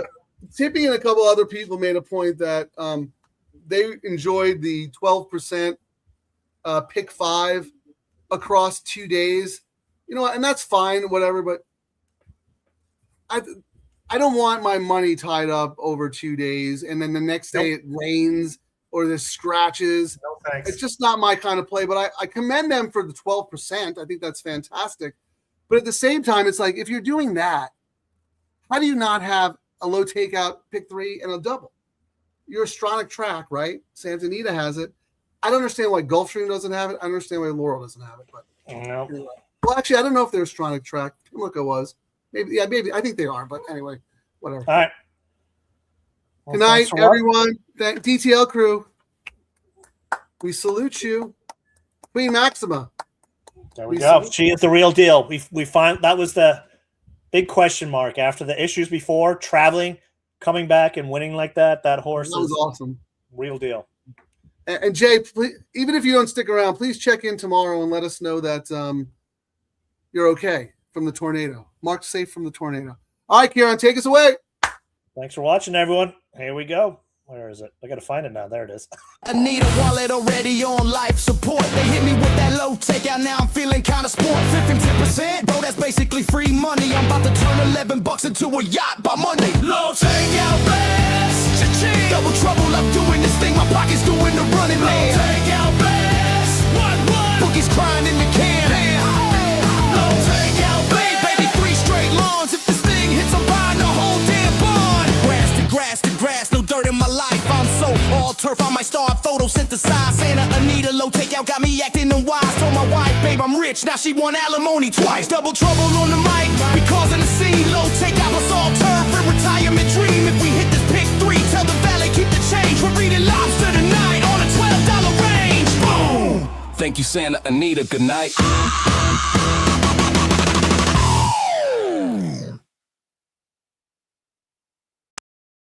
Thanks for watching, everyone. Remember to like and subscribe to Double Trouble Live on YouTube. Get out, get up, get paid.